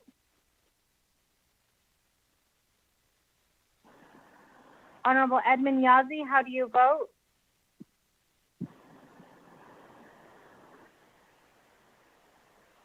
Okay, with that, committee members, the vote is 2 in favor, 0 opposed, 1 not voting. That's the chair. 1 who is excused, Honorable Otto So, and 1 who is absent, Honorable Edmund Yazzie. Legislation number 0135-20 will be moved to the July 13th, 2020 meeting. That's the next Law and Order Committee meeting.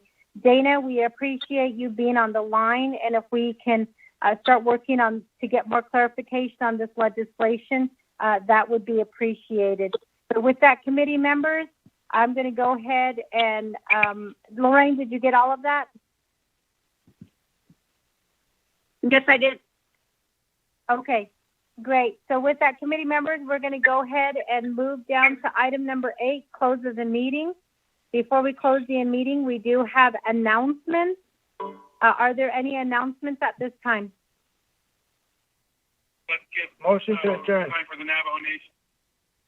Okay, we have a motion to adjourn made by Honorable Eugene So. Can I get a second? That was Vince. I'll second Vince's motion. Oh, I'm sorry. Motion made by Honorable Vince James, second made by Honorable Eugene So. I apologize for that. So this is the motion to adjourn.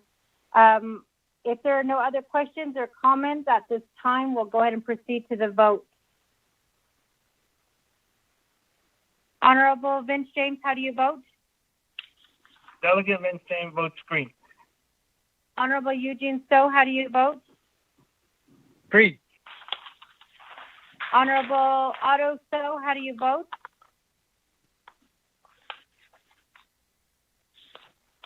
Honorable Edmund Yazzie, how do you vote? Okay, with that, committee members, this is the motion to adjourn. We have 2 in favor, 0 opposed, 1 not voting. That's the chair. 1 who is excused, Honorable Otto So, and 1 who is absent, Honorable Edmund Yazzie. With that, committee members, we are hereby adjourned at 2:19. Thank you, and we'll see you guys at the next meeting, July 13th.